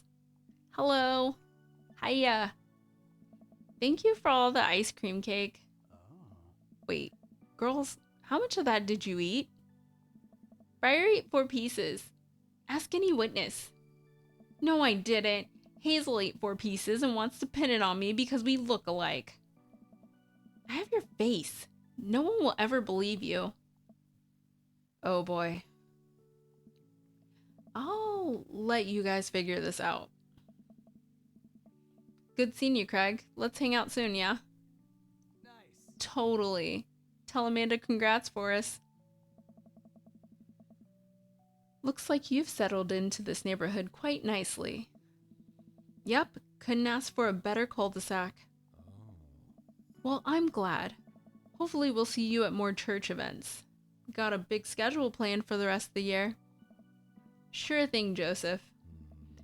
And maybe if you aren't doing anything later, we could hang out sometime. Sure, Joseph. That'd be great. Well, see you later. Hey. Hey. Robert gestures vaguely to the snack table.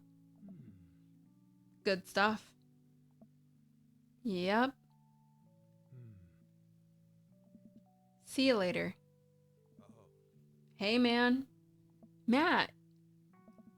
Let me know when Amanda leaves for college. I'll have a fresh batch of grateful banana bread ready for her. Thank you. I know she'll love that. What a splendid garden party. My deepest thanks for extending an invitation to my son and I. This icebox cake is divine. Yeah, thanks, dude. Good cake. Thanks for coming by. Hey. I turn to see Ernest, looking like he has something to say. Hey, Ernest.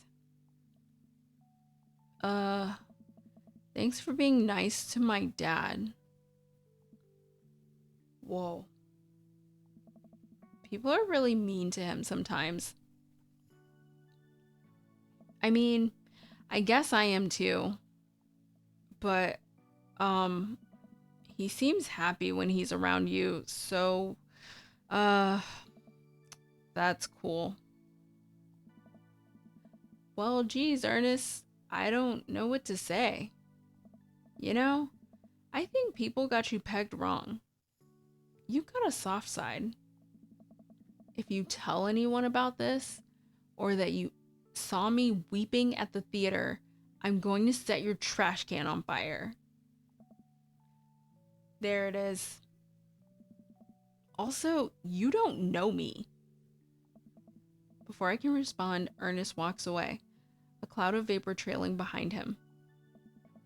Well, that was at least a little pleasant. As the party starts to wind down, I take a seat next to Hugo. The sun is setting and everyone seems to have eaten their fill.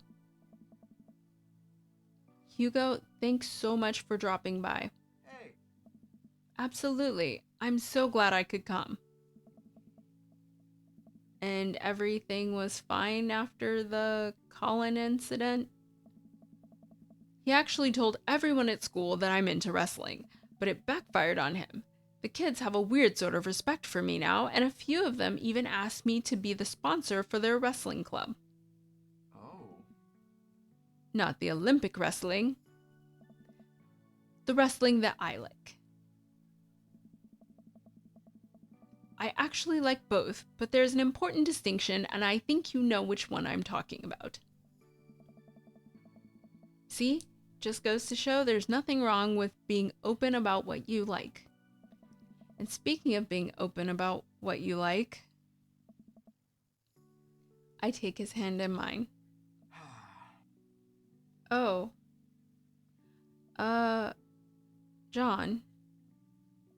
I'm so flattered, but I don't really think of you like that.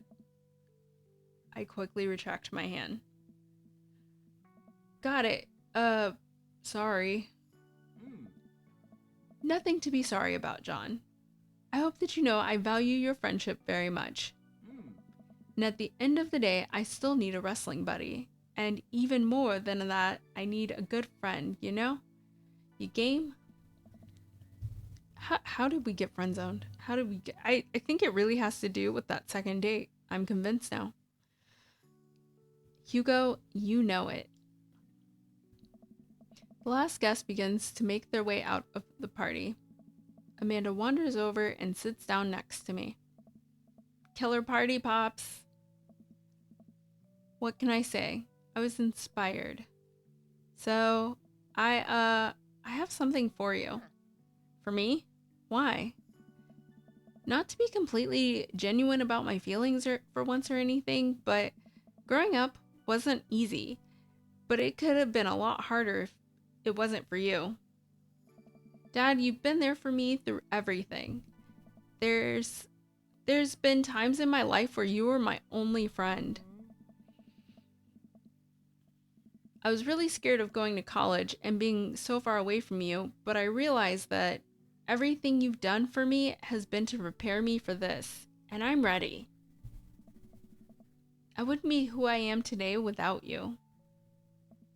Don't cry. Don't cry. I swear to God, John, if you cry again, you're the best, Dad. I love you. And I'm crying. Anyway, that was enough emotional vulnerability for one day. Present time. Amanda hands me a tiny wrapped package. I tear the wrapping off to find a framed picture of me and Amanda. It's us. Kind of shocking all of our photo albums are just pictures of me, huh? I figured we needed at least one together before I leave. Amanda, thank you. Watching you grow up has been the happiest experience of my life. You're such a talented, intelligent young woman, and I'm excited to see what the future holds for you. Knock 'em dead, kid. Always do. Amanda and I share a hug. This is only the beginning, Pops. Plenty more memories for us down the road. Memories to make and stuff to break, right? Ugh. Oh, I'm gonna break so much stuff. Intentionally and unintentionally. You're probably gonna have to pay for most of it. It would be my honor. Amanda and I wave goodbye to the partygoers as they leave. We sit together and watch the sun slowly dip down below the horizon. I'm glad you made some friends. Yeah. I know that's maybe not what you were looking for, but these people care about you. I love you, Dad. We'll always have each other. You're right. It's gonna be hard at first, but this is the next chapter in our story. And I would be nervous about it, but I know that you're always gonna be looking out for me the same way I'll always be looking out for you. Team Valen. Team Valen.